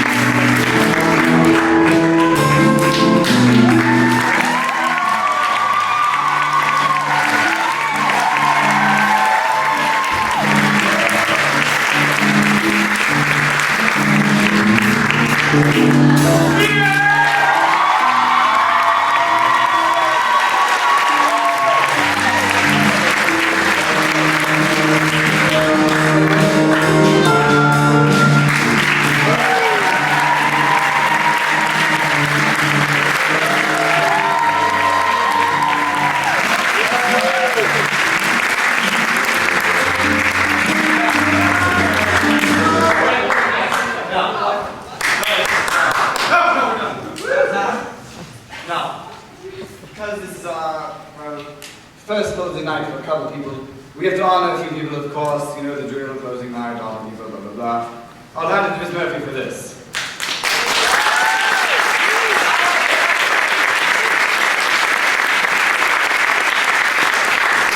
As it is our White House evening, we would like to honor Sam Todd, Christian Jasmine, Caroline Ware,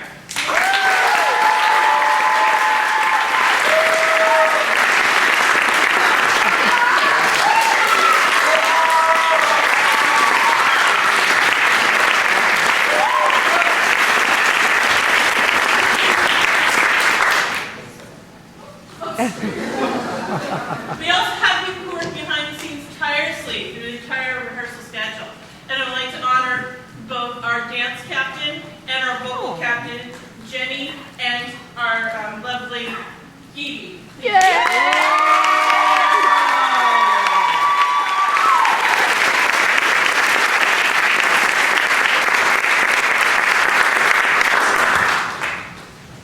And if the assistant directors could come to the stage and stand in the wings, please. I would like to encourage our lovely Angie to come forward. Angles, we like to come.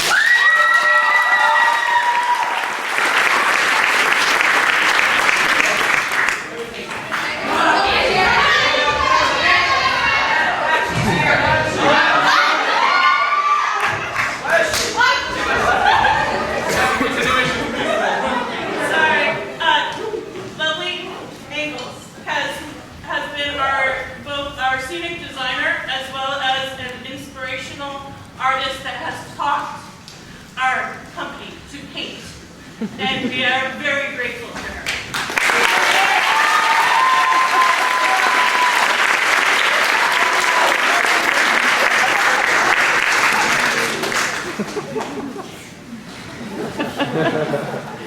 For both my right hand and my left hand, I'd like to honor Claudia and Bree.